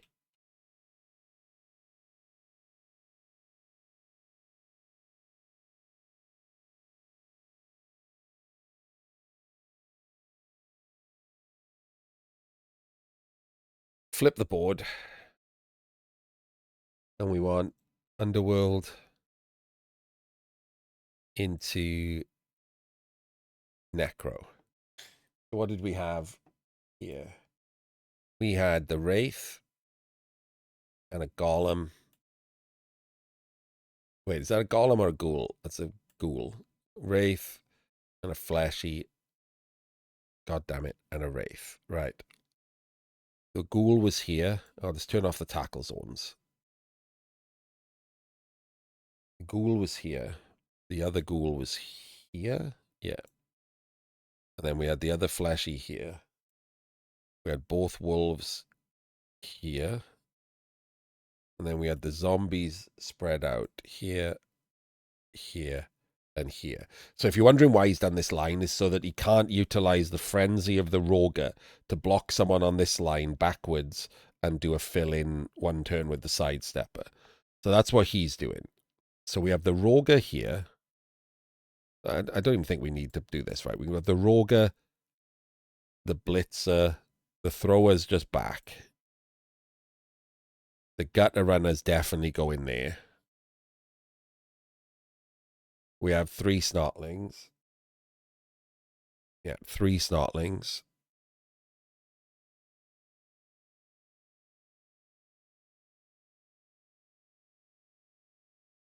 We have 2 Clan Rats. Oh, that's the Thrower. What's he? Is that a Troll? Oh, crap. Okay, Troll can go back.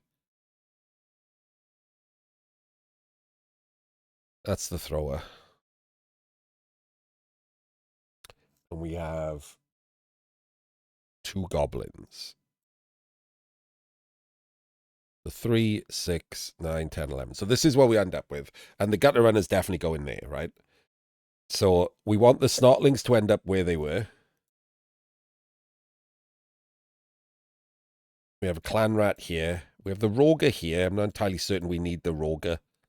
We might even... Let's test it to see if you can actually just utilize the Roger straight off. Goblin is there. Goblin is there.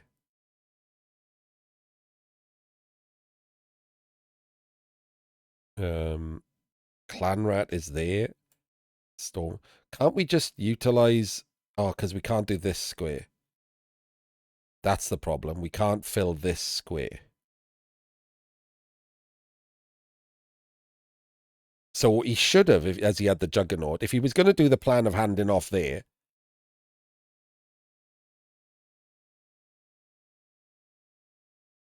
So, ignore the Roger Blitz.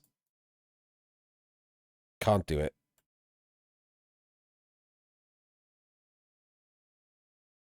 Goblin. We just needed someone there, didn't we? I'm so confused. Didn't we just need someone there? Because look, if he blitzes... Oh, I'm in the wrong place. If he blitzes there now, he's got nowhere to sidestep to, right? So you hit into the goblin, who moves the gutter runner. And now that's where everyone is. He's moved, he's moved, he's moved, he's moved. No one else has moved. So now the thrower comes up and gives him the ball.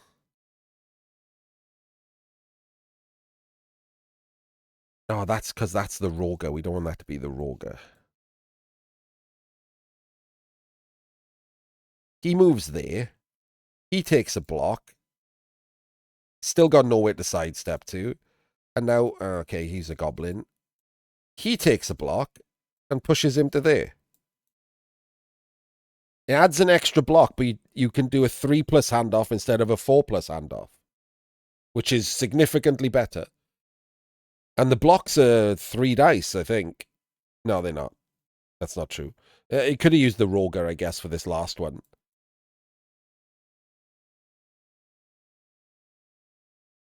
Which would have made it 3 dice to get the POW, so that he just has to dodge through from there. So yeah, that's what he should have done, to not do a 4+ handoff. You don't want that level of failure. So slight tweak in there, but it was definitely doable, which is, you know, insane, isn't it? Like, that's the point. Like, Necro are the hardest people to one turn against, and I just did it with 3 2-dice blocks and a 3+ handoff.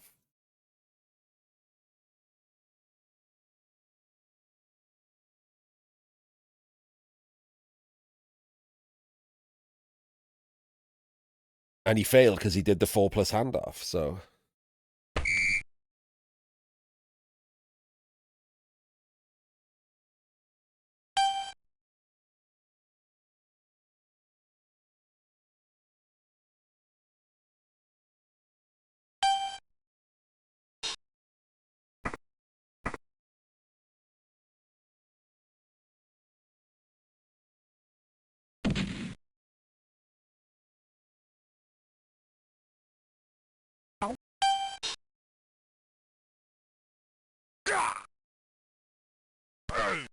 Just kill his own player.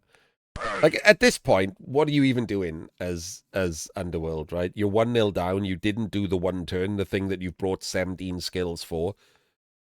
You're just trying to play this out for a draw when half your team sucks.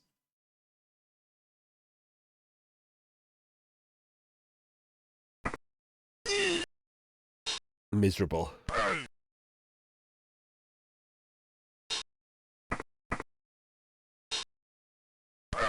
I would not take a one-turn-in team to a Eurobowl.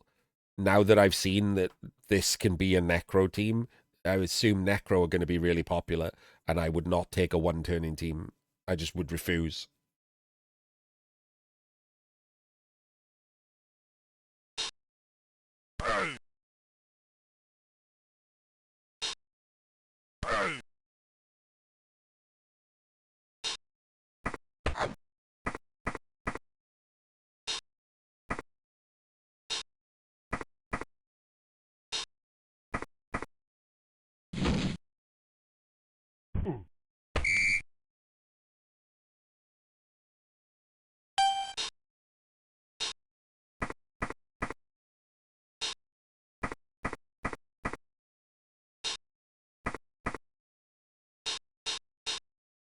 I'm interested to see how popular Skaven are going to be. They've put them in a high tier.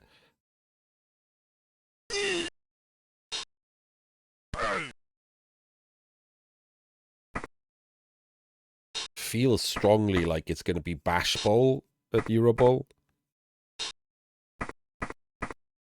So yeah, the Necro are just going to jam in here, right? This is... I mean, this is still practice, because, like, this could happen to you, right?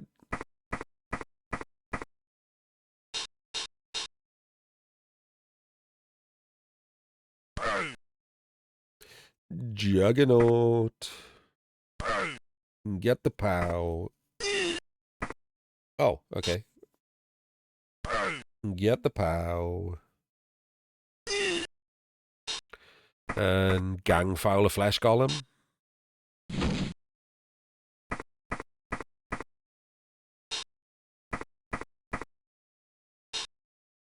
Oh god, that's a 1 in 9.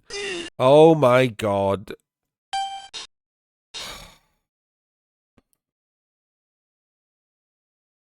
It's a snotling there who could do a 1 in 36.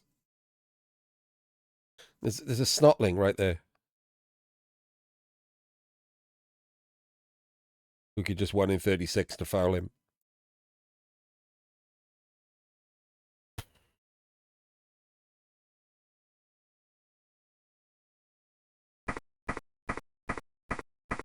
Well, that's 2 dice on the ball.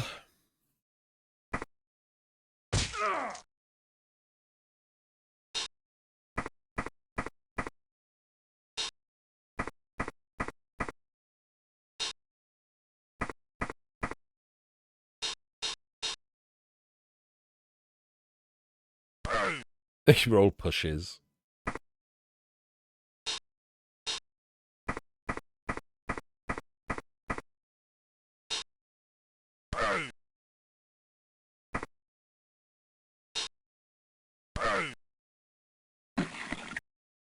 He's dead. And now, I don't know, you lose.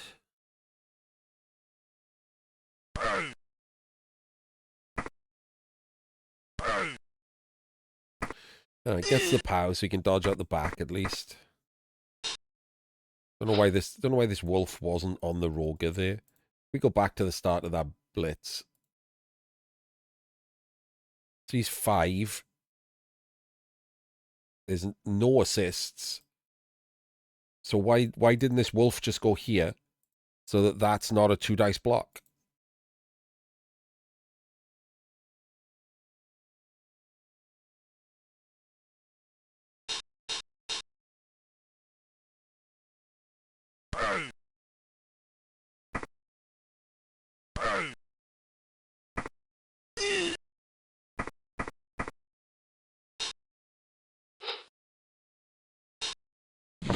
I absolutely forgot that they have stab. That stab noise took me by surprise. And he 1 in 9's the dodge with the ball carrier. And I guess game over. Let's find out. Feels like it's game over.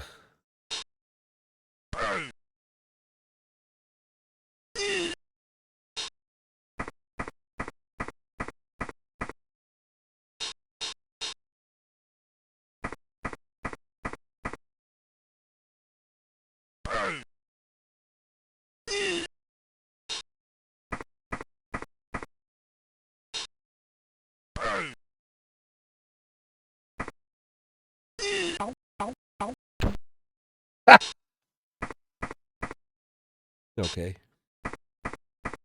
Pretty funny. Gets to use strip ball. Don't know if Joseph forgot that he had strip ball.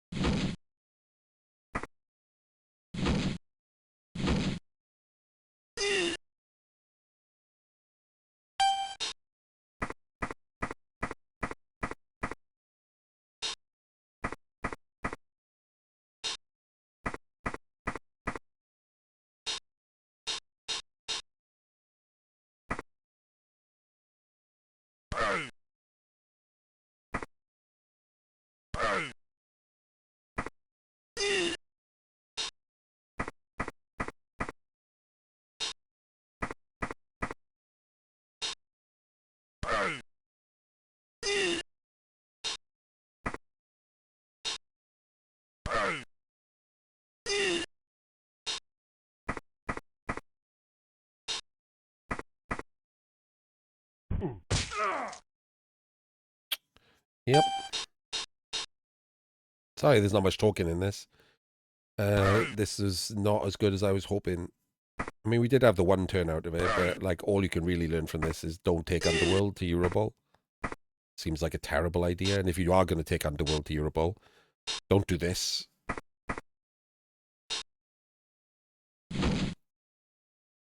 Even if he'd scored the one turn, he'd still lose here, right? The only way of not losing here would have been to quick score, in which case he just draws. No one wants you to be the guy on the team that just draws every game.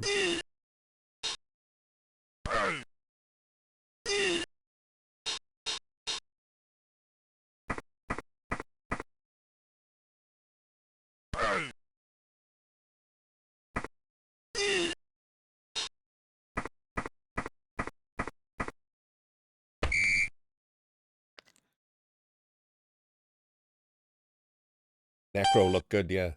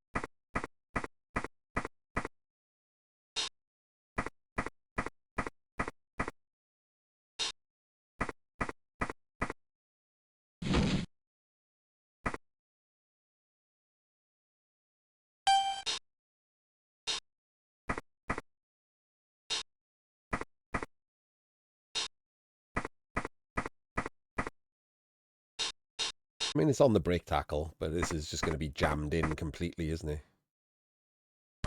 Oh, he full powed him. Oh, never mind, he removed him. Amazing.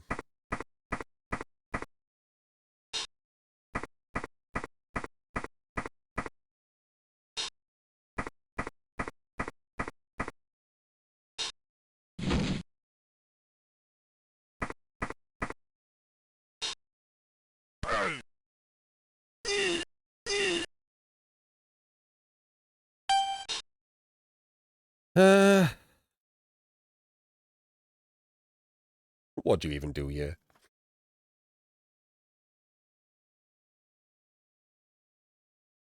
Guess you move 2 up and take this block.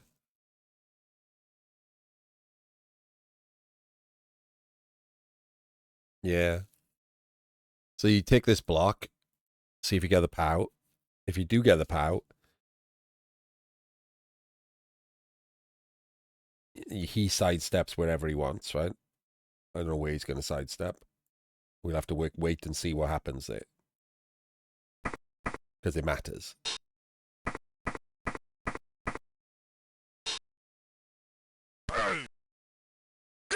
Okay, so he has no rerolls and he won in 9. All right, there you go. 2-0 it is. I mean, there's a bit of a disaster of a practice session, I would say. If I'm the captain there, who is one of these players, it's the Necro player, I would just be like, yeah, that's not working. That Underworld team is rubbish.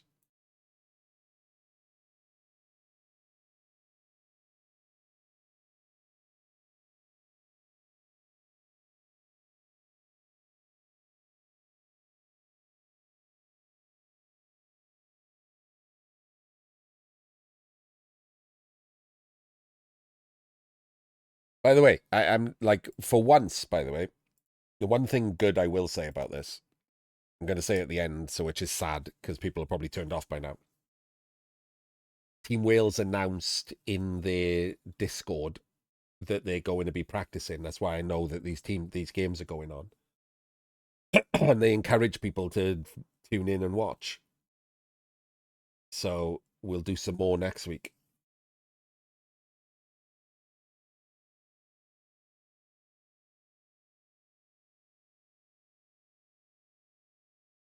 This has only been 2.5 hours. I could do another one now if you wanted. You want me to do another one of these? Team Wales practice games?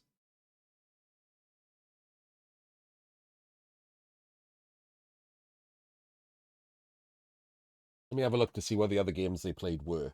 Because there's no particular group.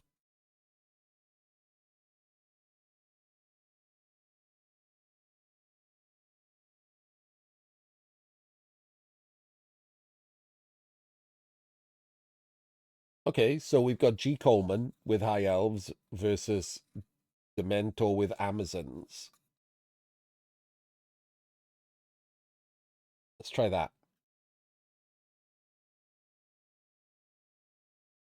We can squeeze another game in, seeing as they were fast.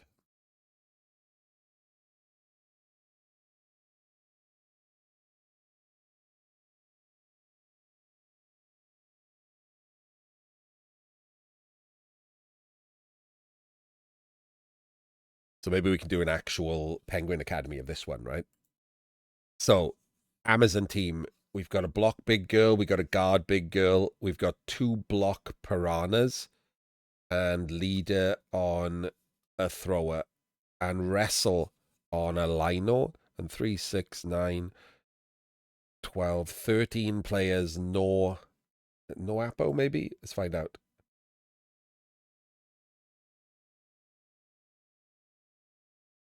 Oh no, 13 players and an Apo. Okay. So Amazon's not looking too bad. High Elves, leader on the thrower. We have Strip on the White Lion. We have Strip on both White Lions. Ugh. I mean, like, is it actually good practice to practice to have double Strip against a team that doesn't have sure hands? Pick one of the teams that are going to be there that has sure hands and see how good this team is when you've wasted 2 of the skills.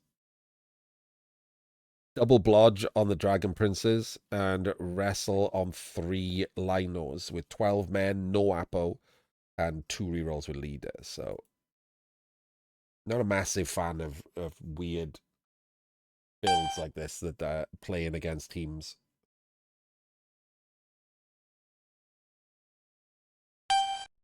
Okay, so let's start with the setup. This is weak on the left for no reason. Like, for literally no reason as well. Because these could just be swapped.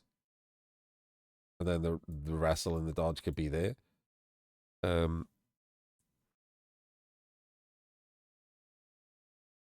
But other than that, it's okay. I'm not really certain what this high elf setup is about. I don't really like exposing the 2 dragon princes. There's no tackle, right? But pows happen. Like, you just have a dead dragon prince straight off the bat.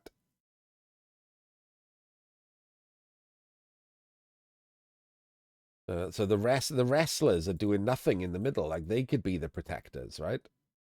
So this is just like a weird rule of 3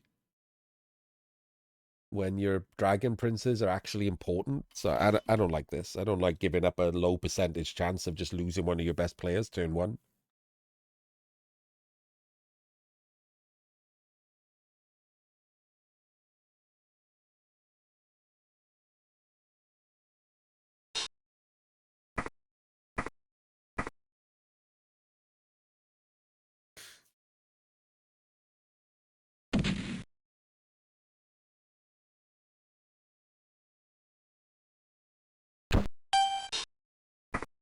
So he gets the catch, brings it back to safety. Oh, he's not taking blockless blocks. He's just letting this go. Interesting. I don't know why he just let that go, right? Could have blocked with the big girl and then blocked there with the wrestle.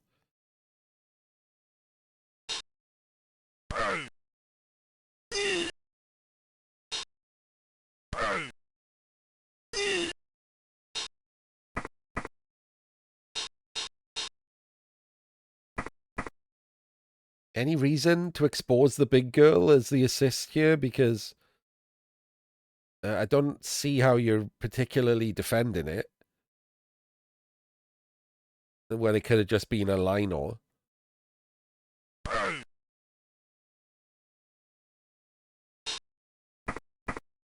Oh, that's how we're defending it. We had to put someone in, but now the ball is a little weak looking.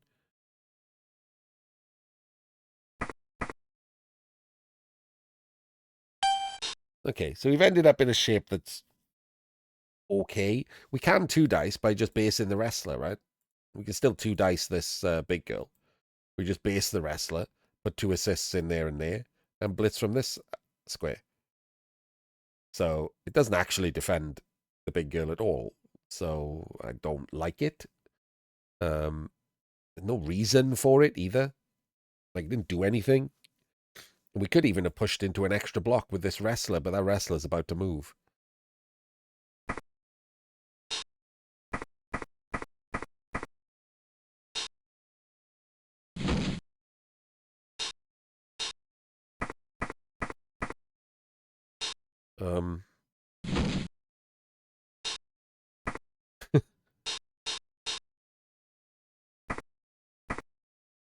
Okay. Just going straight in. So hang on. 1, 2, 3, 4, 5, 6, 7, 8, 9. Wait, what? 1, 2, 3, 4, 5, 6, 7, 8. How are we getting to the ball here? How many dodges are we planning on making on turn 1? Let's find out.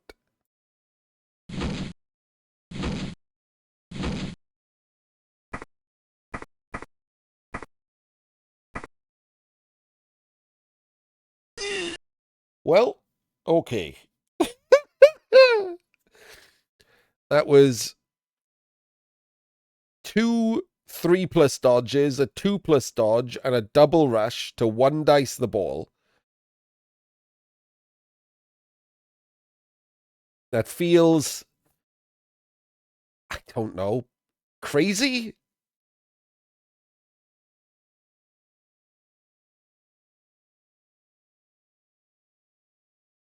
Let me pull up the odds of this actually doing a thing.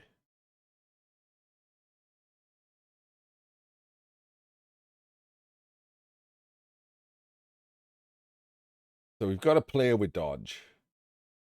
So 3+ dodge. Obviously, that's 89%. Another 3+ dodge drops it to 74%. A 2+ dodge drops it to 67%. And then 2 rushes drops it to 47% just to get the 1 dice on the ball. So failing it's not unusual. It's slightly more likely to fail than not. Obviously, if you're burning a reroll, but why would you burn a reroll on this? And then when you get there, it's a 5+ on the ball.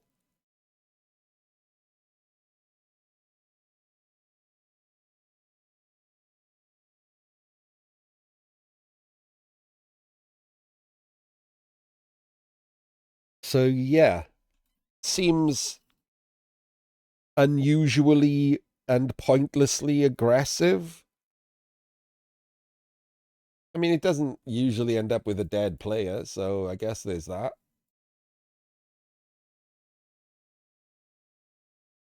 Could, though, couldn't it?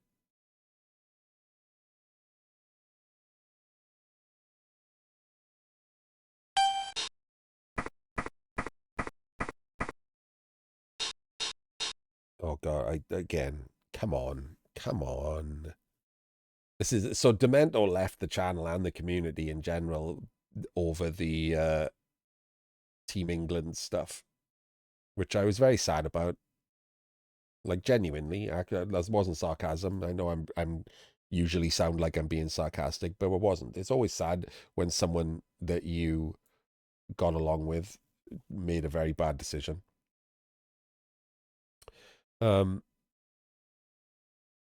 Maybe if he'd been around more, he'd realize that, like, maybe leaving the ball next to a player while rolling dice is a very, very bad decision. But never mind.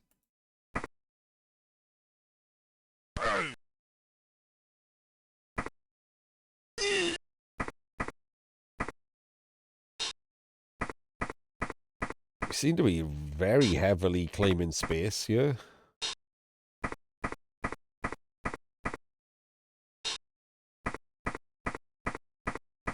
Oh, yeah, I can do, yeah.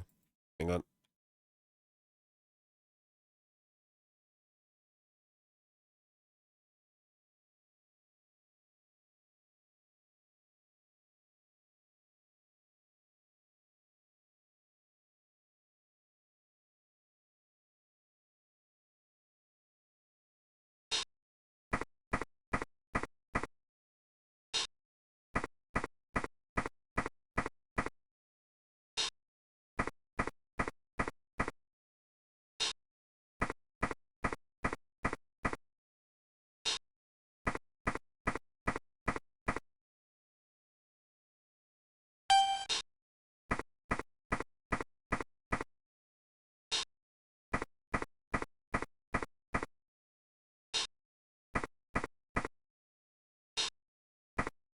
So now it's the High Elves' job, and this is the problem, right? Doing this long play, he's left this guy completely at the back.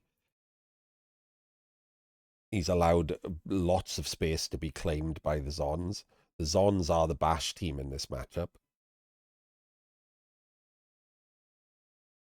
So they should be able to just stand around and brawl up here. One of the things they'll have to worry about is stalling.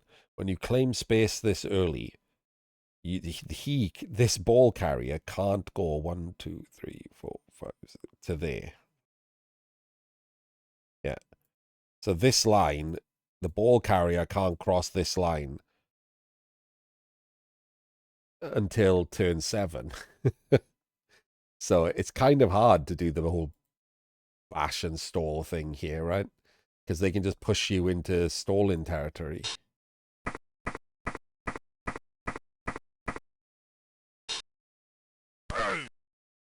We wrestle down.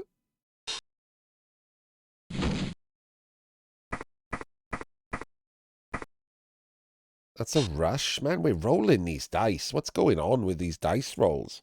So we red dice here. We just did a rush to go there.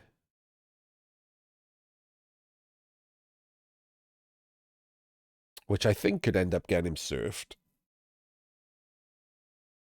No, probably not going to, but it could. But we haven't based him to get the hit on the ball. So I guess this is the dodge to base. And then we're going to dodge a 3+2+ to 1 dice the ball again. But we're 1 dice in the ball with wrestle. No frenzy. Oh, wait, we 1 dice in the ball with strip. Ha ha ha ha. Yeah, there we go. I did mention it at the start, and I've already forgotten it. So we're 1 dice in the ball with strip. I don't know what this is about. Why did we do this? Surely if we're going to 1 dice the ball with strip, this guy could have kept to try and do some dodges and pick the ball up if it scatters south.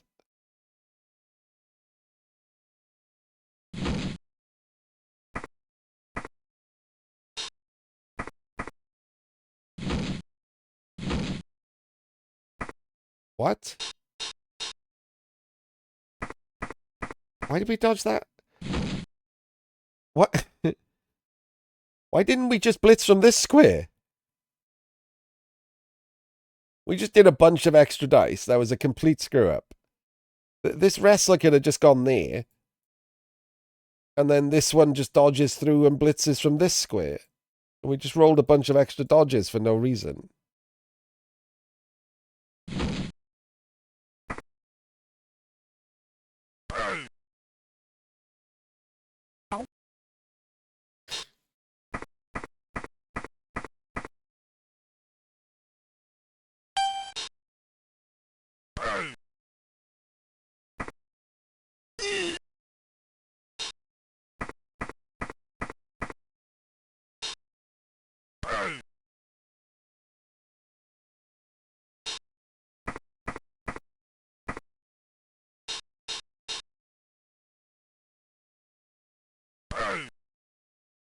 It's a wrestle. That's not going to be good for ball safety.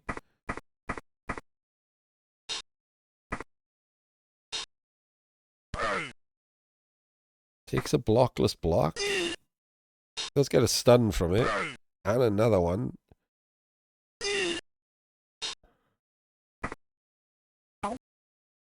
Snakes the pickup. I mean, it was a 1 in 9, but he rolled a snake. Okay, that got interesting. Why did we just start 3, 4, 5, 6, 7, 8? That's a possibility, or getting out of the way. I know it doesn't have dodge, so because you give him strip. We want to scatter the ball, don't we? Isn't this guy the best chance of scattering the ball? Am I missing someone? 3, 4, 5, 6, 7, 8. Scatter the ball, hope it comes down, and then this guy can pick it up and just fully potato away. What are we doing instead of that? Let's find out.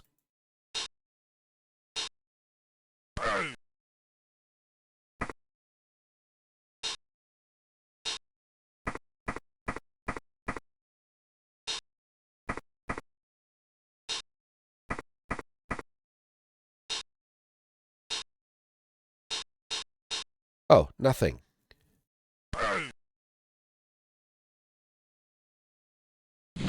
Oh god, this is awful. Okay, well, what the hell was that? How was that better?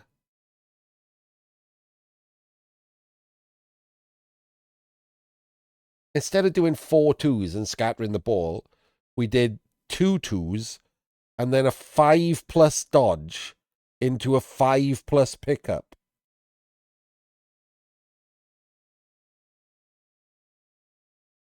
Yeah, why aren't we scattering the ball? It's in 3 tackle zones. If we are going to use him, he could have done a 1 in 9 dodge and 1-diced him onto the ball there. That's bizarre. Absolutely bizarre. Terrible play. No idea what's going on there. And now you know why I'm not in a tabletop team or offering to help them. Because I can't stop myself from saying stuff like that. Like, that's terrible. And, like, people hate hearing that about their own play, right?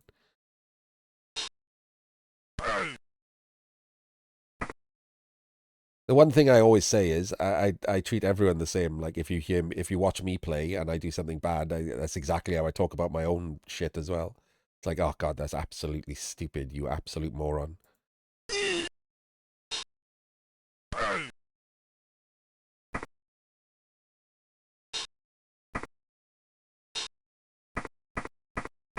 Why are we moving the players away before we do the pickup? That guy was protecting a failed pickup right there, and now we've walked him off. You 1 in 9 this pickup now. It's a hell of a lot worse because you've moved that player. Come on. You're better than this.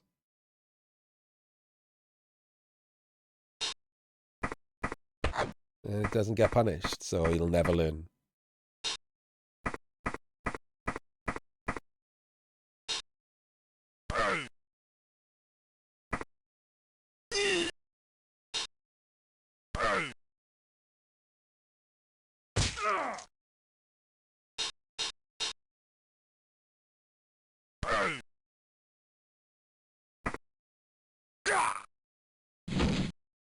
Bang out a couple of high elves, not a problem.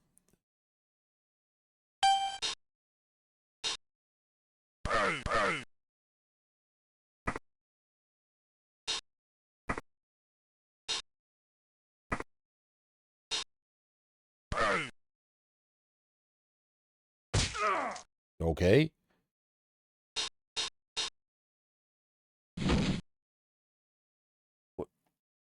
Apo was used, and both of them were serious injuries, so that was just a dead leader.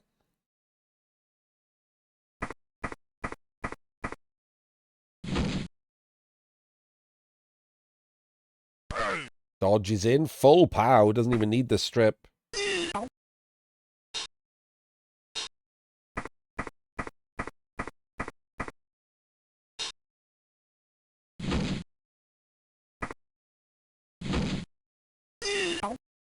Oh, no rerolls left. With no rerolls left, Wait, what were we doing there? This guy hasn't moved, right? Hang on. What was the rest of that turn? I need to go back up. Oh, he has moved. My bad.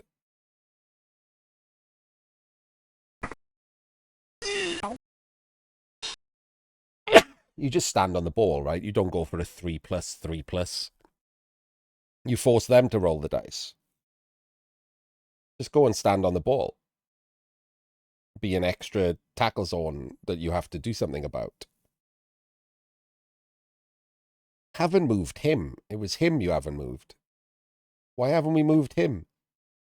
Do I miss that he moved him? No, I do miss that he moved him. My bad. Oh, we didn't really do much with him.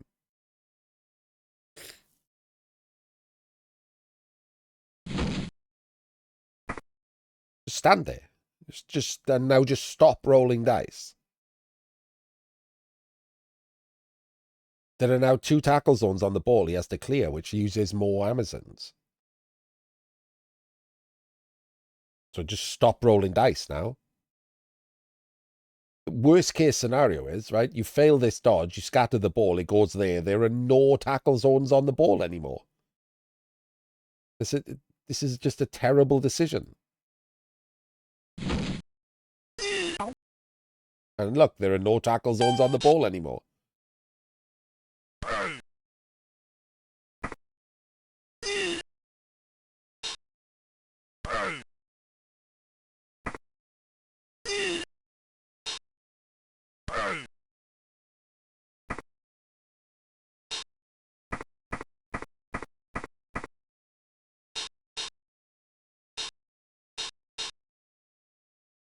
Changed his mind to blitz him with the wrestle instead of the no skill. Good. Good, good, good. Could have wrestled there.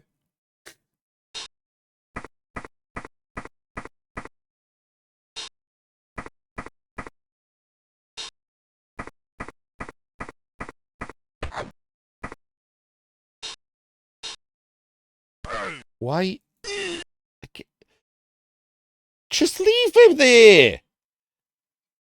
Why would you take that block? It's a screen.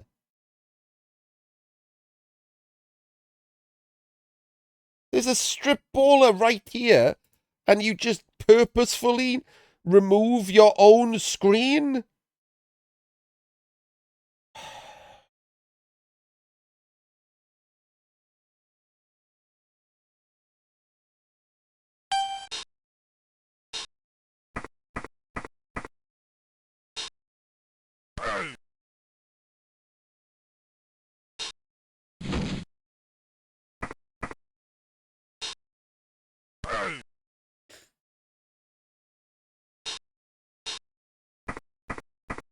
I have no idea why we just took this blockless block. I guess to take another blockless block? What are we doing? Well, we full powder blodger, so what do I know?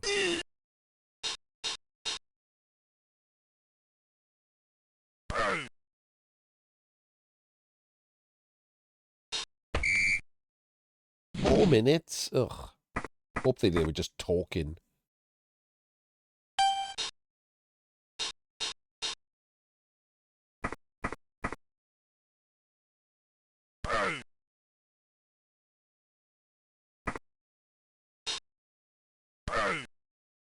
It would be really nice right now if this player moved.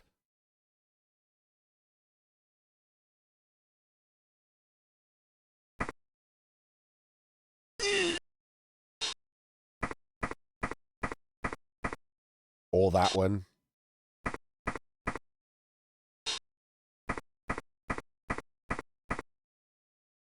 I'm pretty certain that's where they were all going anyway.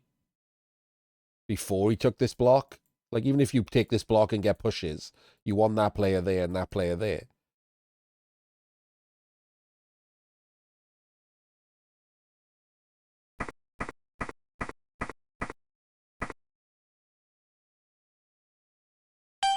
Why did we just do one rush?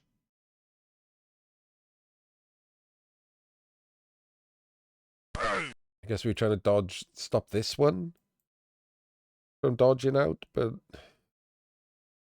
sure.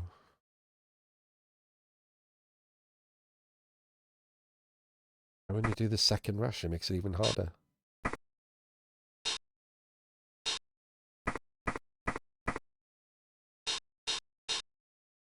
That's the blitz? That's the blitz?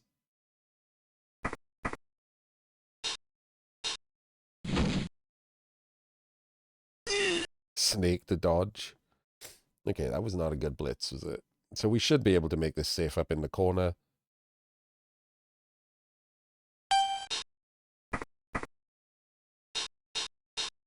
Or we could just do an immediate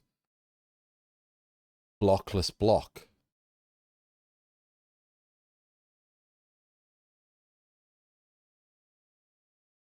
What?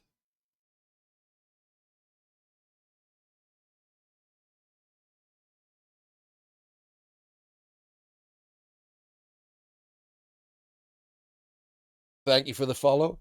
Can we not move this ball first before we take a blockless block? Feels like we could. Feels like the ball being here is significantly better than the ball being here.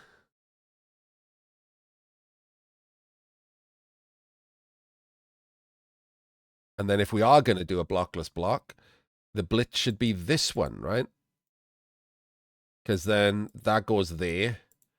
And this comes across there. And the ball is there behind this screen.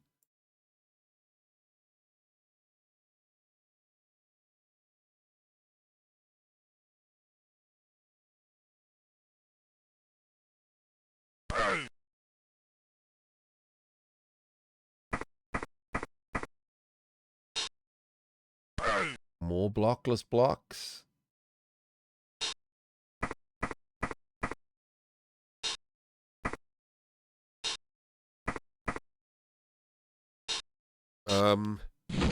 What?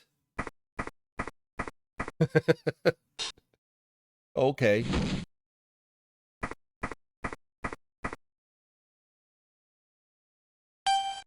Well, that's an interesting defensive formation that I do not understand why it exists.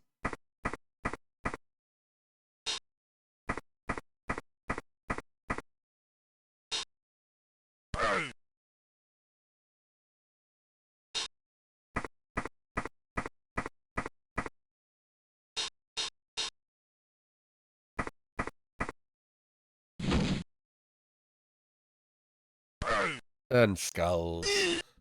Skulls with wrestle strip. Could have forced a 1 in 9 pickup. Could have even rolled more dice. Oh, okay. I mean, they know each other, but Jesus.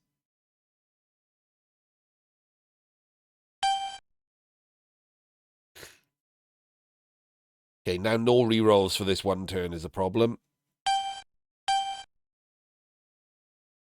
I don't know why the thrower is in the middle. Doesn't have on the ball. It's only movement 6. Should be back in case of a deep kick. And there should be a relay player in the middle with him.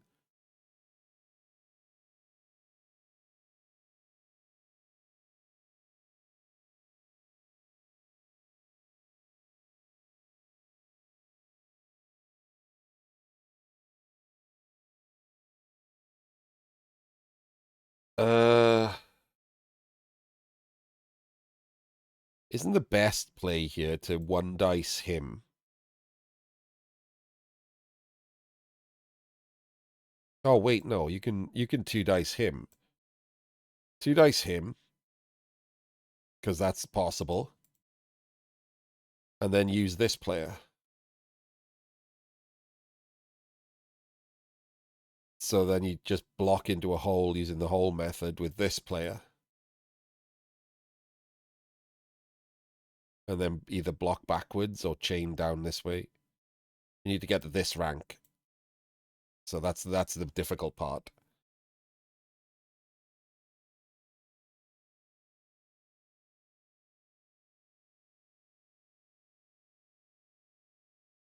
It's a bit late, or I'd pull out Bloodboard again and have a go at it myself.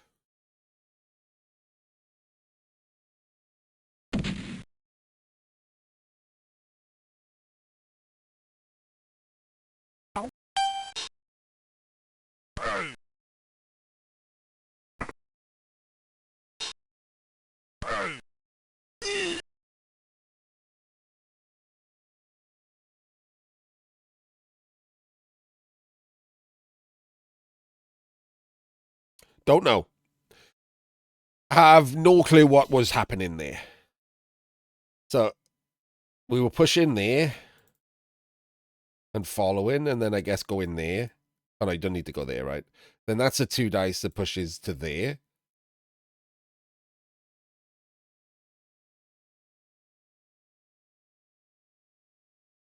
But we've got no one here.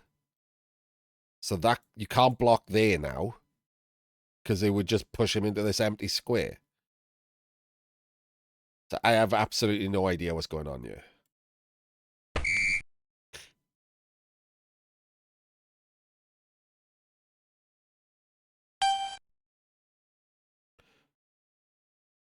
Like, that doesn't mean that it was wrong. It's 2 in the morning, and I didn't spend a lot of time on it. Sometimes I just can't see it. Not often. Usually it's just wrong. But sometimes it's, you know, it's doable, and I'm just missing it until I work it through.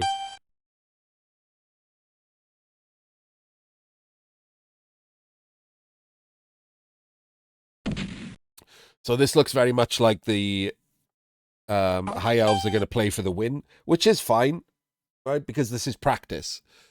Under these circumstances in a normal game, you take the draw. But it might be the case, because it's a team-based event, Eurobowl, that your team might need to play for the win. Because sometimes you get a halftime, and some of the games are known, right? Some people have been turned over, they've been cast out, so you know, like, how the games are going. And so maybe your team captain comes to you and says, like, I can't afford for you to draw, you have to play for the win. If you draw, we lose anyway, kind of thing. So playing for the win is an important skill to try and practice. So to do that here, he has to quick score.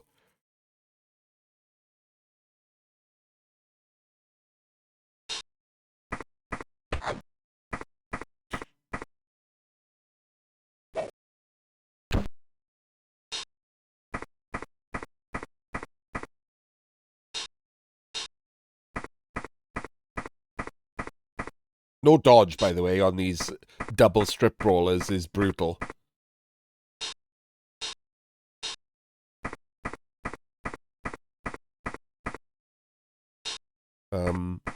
Okay.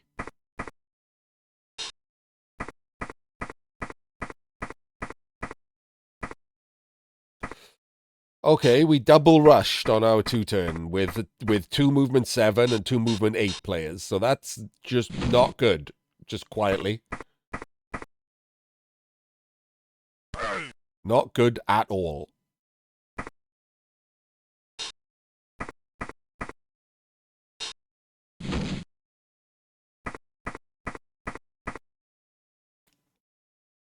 There's absolutely no reason to need any rushes for a high elf 2-turn.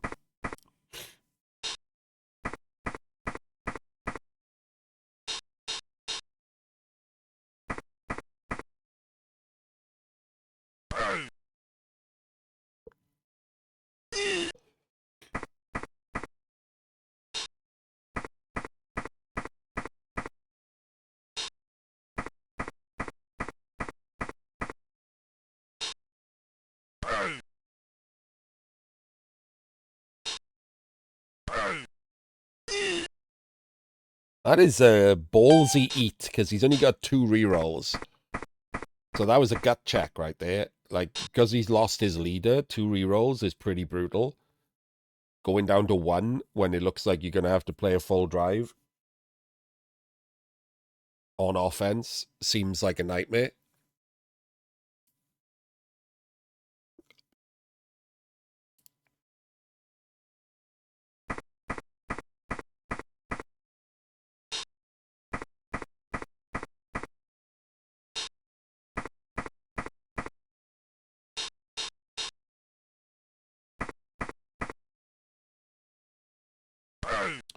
Covers the quads. Nice.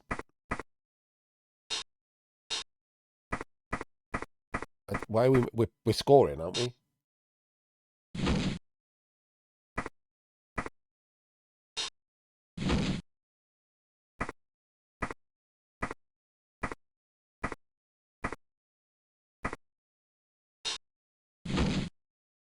What's happening?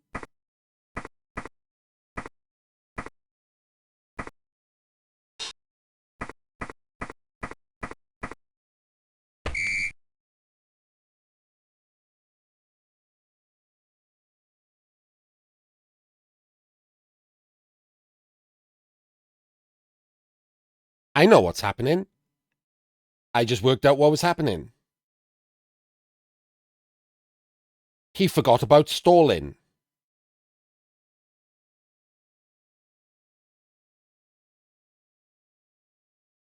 He was going to stall. Rolled all of those rushes and dodges. Look how many dice he rolled. 6 dodges and rushes. And forgot that he couldn't because it was a 2+ to get hit with a rock. Well, you know, sure.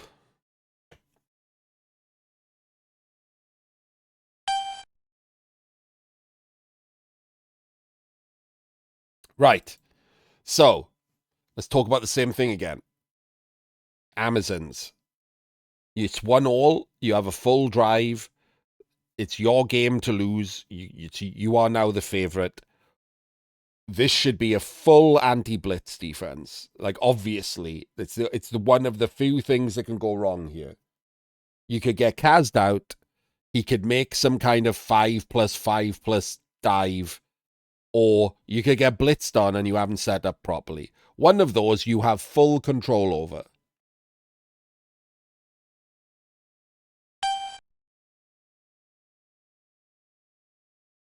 Didn't set up properly. Right-hand side is weak for no reason.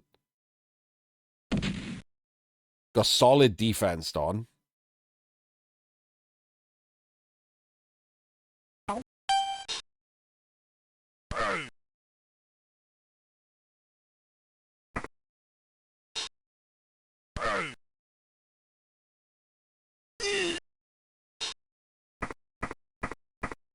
No. So, we're weakening our defensive shape to run players back. The ball has gone in the end zone, by the way, which is a 1 in 9 nightmare.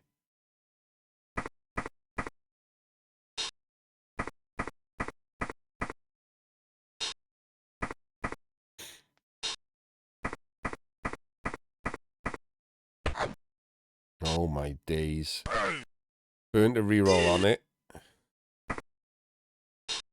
I mean, that is 100% not the square to have, like, hit and run to, right? Surely there's the square to hit and run to.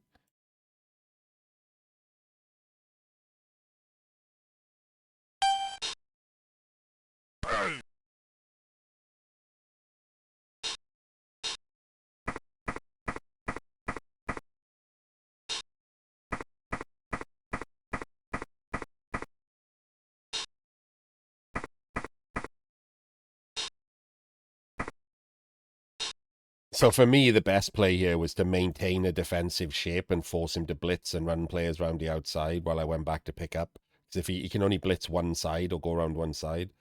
And so you can defend this side properly with like columns or whatever and leave this side weak. And then when you pick the ball up, you can just go there.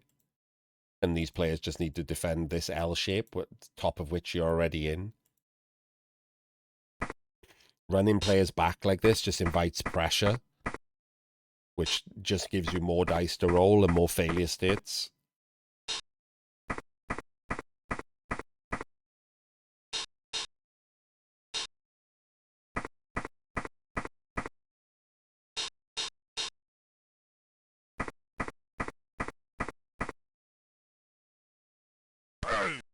Weird choice to blitz with wrestle.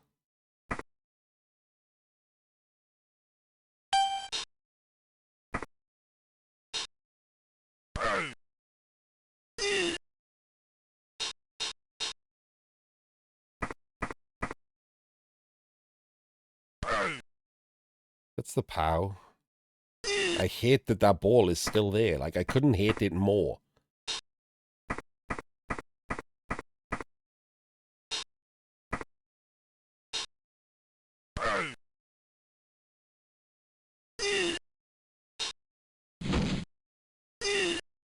Oh, why did we do a 1 in 9 dodge? There's a 2 dice block right there.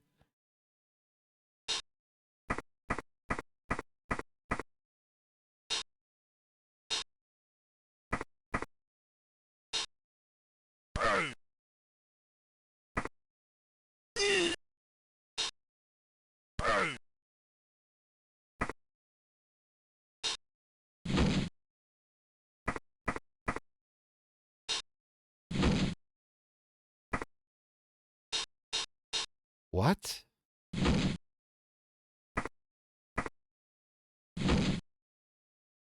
Okay. I hate all of that. I hate every single part of what just happened.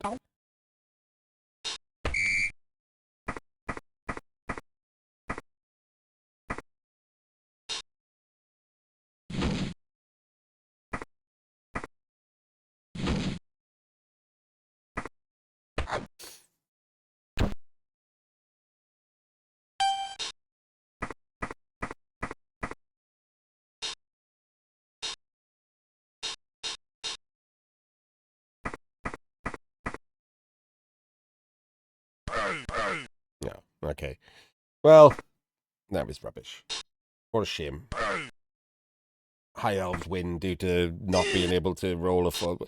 I mean, it wasn't just that, right? But, like, that would at least continue to be a ruck and a mess if he'd got the POW after he got 1 dice POW'd. You know, I don't like games that are decided by one person rolling better than the other. Like, but I didn't really like anything that anyone was doing here.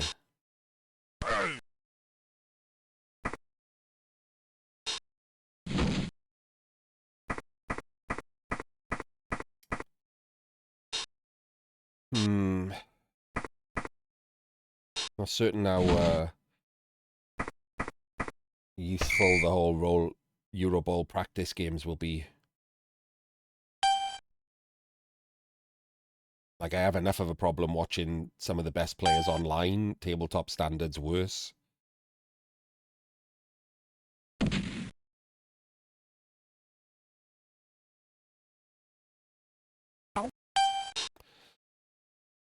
Amazing kick for that setup, isn't it? No thrower. Don't know why one of the piranhas isn't back. Again, could have relayed to a piranha. Can piranhas not throw a pass? They got 4+ passing.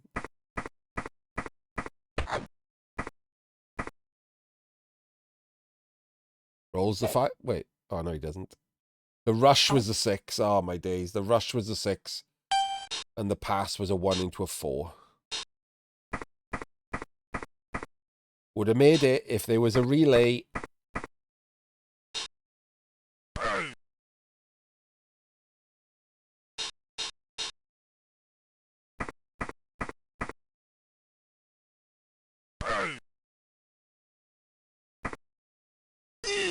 It's over now.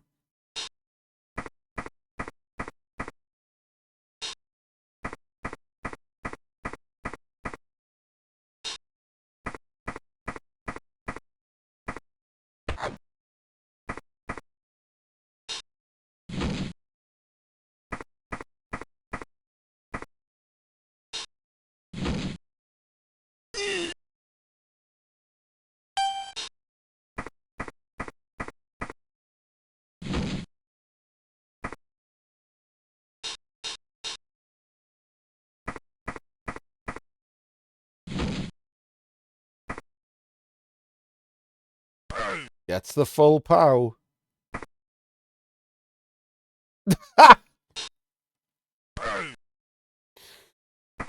Oh, man.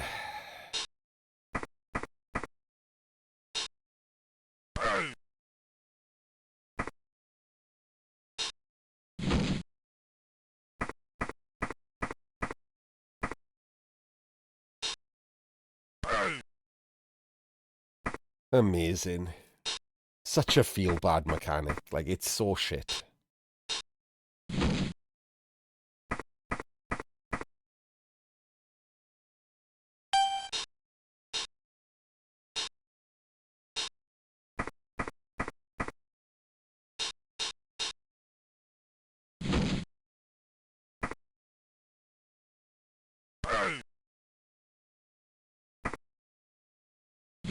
What are we doing with the... What are we doing?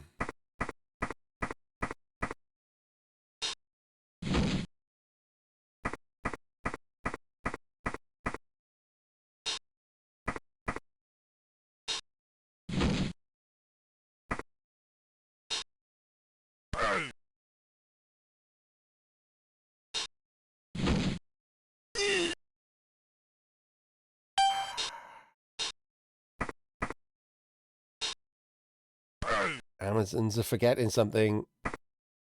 It's turn 7. They need a scoring threat. None of this matters if you don't have a scoring threat.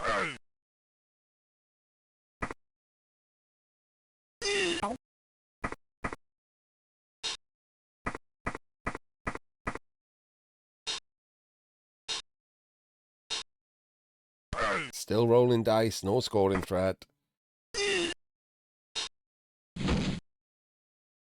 What are we, why have we not got a scoring threat? Oh my god.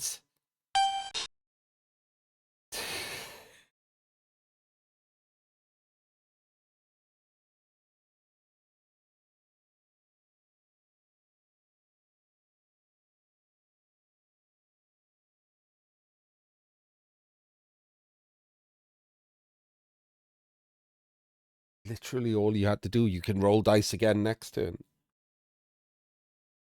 All you had to do is a scoring threat, and now it doesn't matter. You can roll 12 sixes in a row now, you can't score.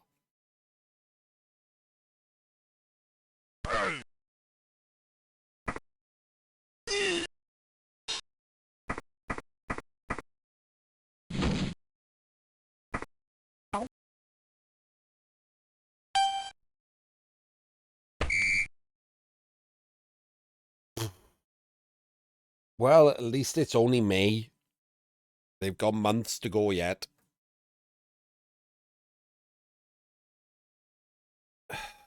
I always say stuff like that. The problem is these people have been playing Blood Bowl for years. They're thousands of games deep.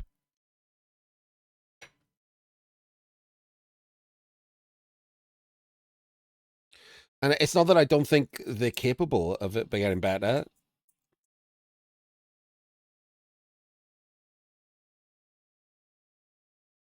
Oh, this will be a good test of whether or not my setup works properly.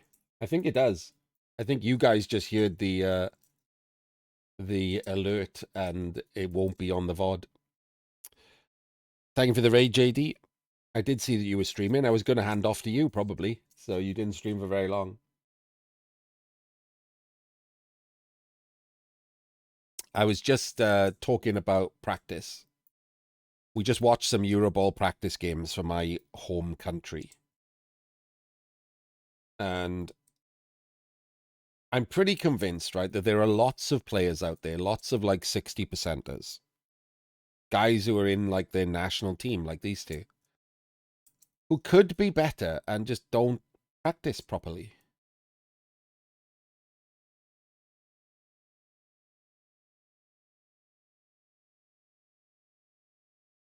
I don't know if it's ego, whether it's like can't break habit.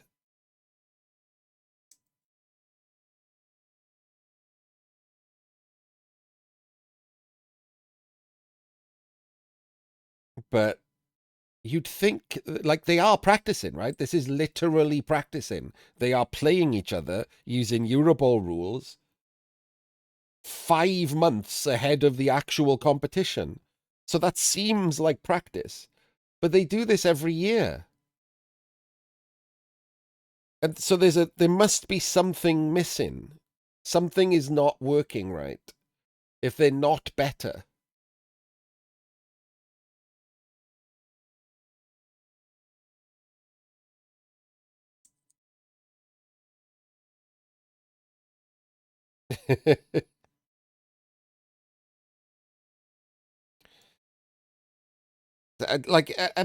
I'm not trying to be mean, by the way. I'm actually like interested in what the issue is. Do players plateau and it doesn't matter? Doesn't matter how much practice you get? Like that seems like unlikely. so many of these good players, like, don't turn order properly, don't set up properly. Or if they do, can't keep it going for an entire game. Like, they're thinking about it for turn 1 to 3, and then it all goes to shit at some point. So I'm kind of interested in what it is.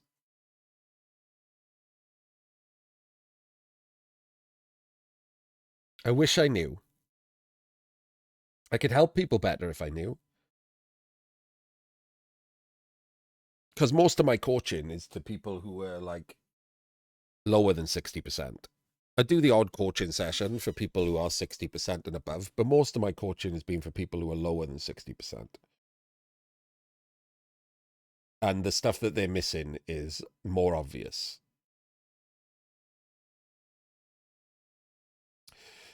So that's a good question, Rain. I'm going to do a video on it.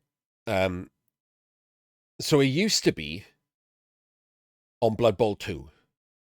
And if you play a lot on FUMBBL, the same kind of areas work on FUMBBL. The biggest issue is Blood Bowl 3 doesn't have it anymore. So it's more of like a colloquial term, 60%ers, 70%ers, that kind of thing, coin flippers. What I mean by it is, if you played 100 games in box on FUMBBL, you'd be roughly a 60% coach or less. That's currently the only way we've got. It used to be Blood Bowl 2 also worked. Blood Bowl 3 does not work because the ladder setup in Blood Bowl 3 is bollocks. People concede way too much, so that lowers their win rate. Like, people just don't care about wins and losses because it doesn't matter under the system that they put in, so none of that matters at all. Yeah, no, NAF is different. Like, I wouldn't, like, I'm not trying to put you down. I'm like, you have got to have goals no matter where you play, so that is good on for you on NAF. But NAF win rate is like Blood Bowl 3 win rate. It's random as shit. It doesn't matter at all. Because, there are people who play in America who never play good players. Their win rate's going to be like 70%. If they played in a real league, it would drop 20% because they just aren't good. They're just, in Idaho.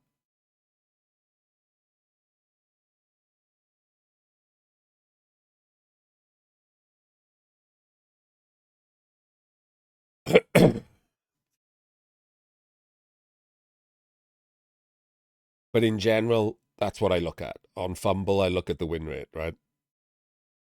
I look at the win rate in box only, not their overall win rate, the win rate in box only. Blind spins against random opponents.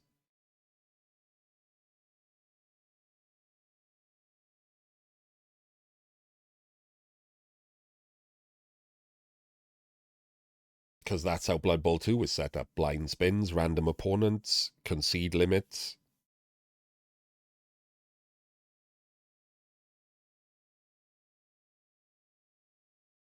I mean, you could, but it's never worked out that way. It's not like we haven't seen these players show up.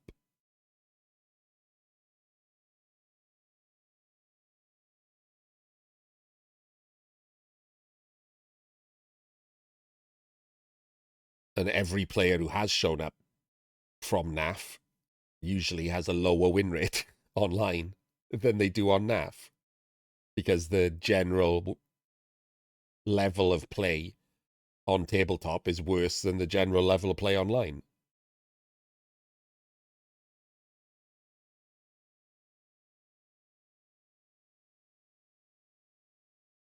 Also, J-Leave is a 60%er.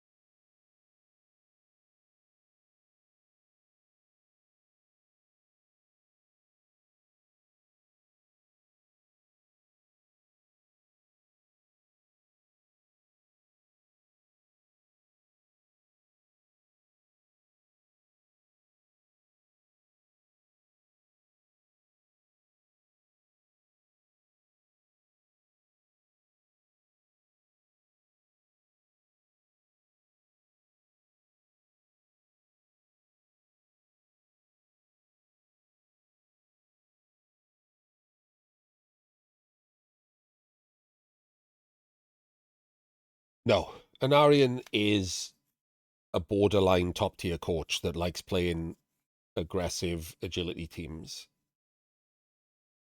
He's who Crystal Hunter would be if Crystal Hunter was better.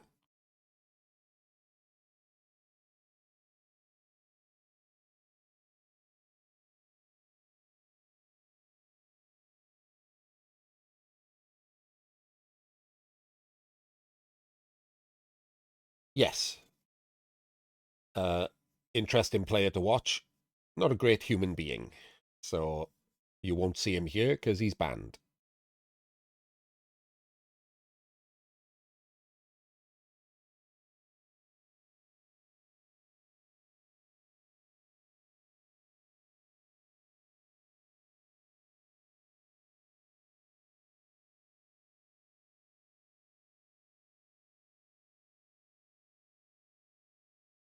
I doubt you'll ever see him here. He seems to have stopped playing. Certainly doesn't seem to play Blood Bowl 3 anyway.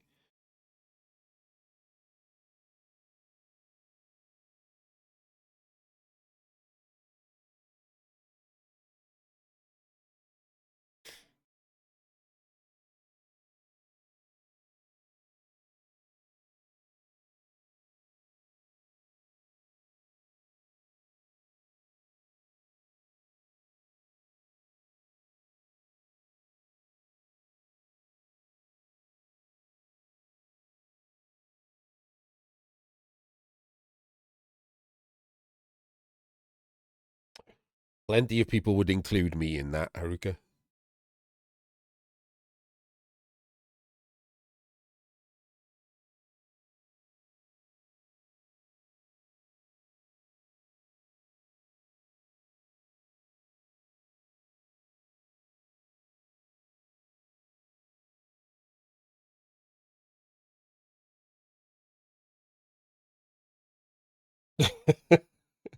Okay.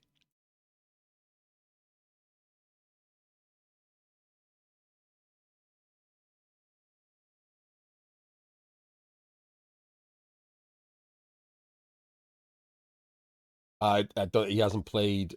Uh, he played in season 10. I don't know what we're currently on.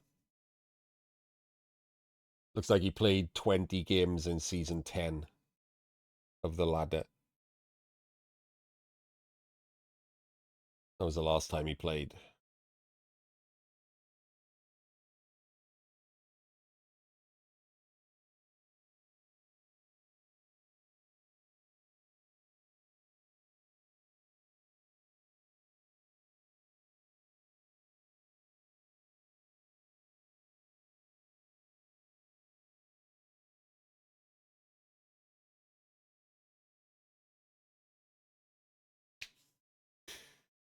All right, it's good practice. Yeah, I mean, it is actually good practice. It's good practice because you'll play all kinds of players from absolutely terrible to the best on the website, and they'll all be playing completely random teams. Can't get better than that.